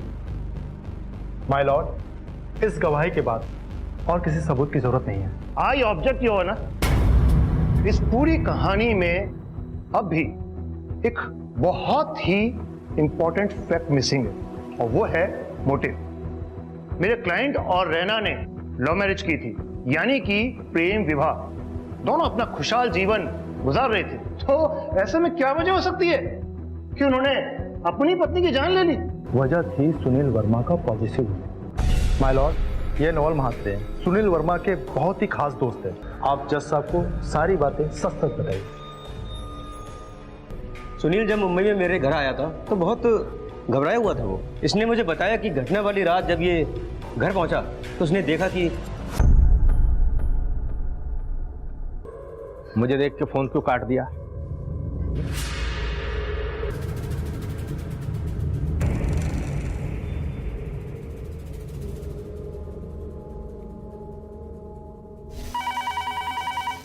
हेलो रैना।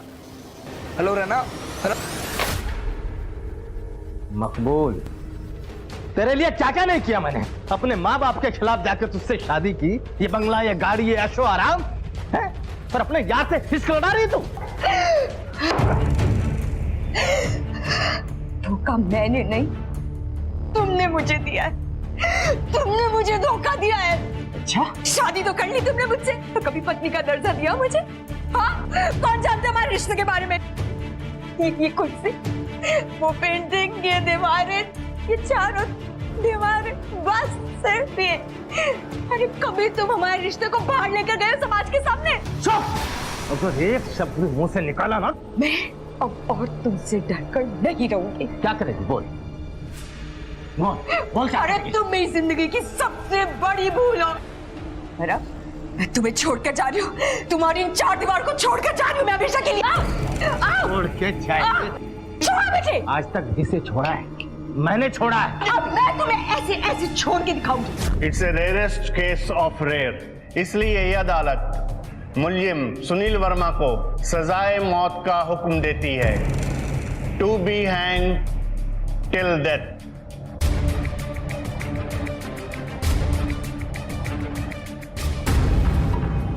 सर जी माफ कर दीजिए सर जी।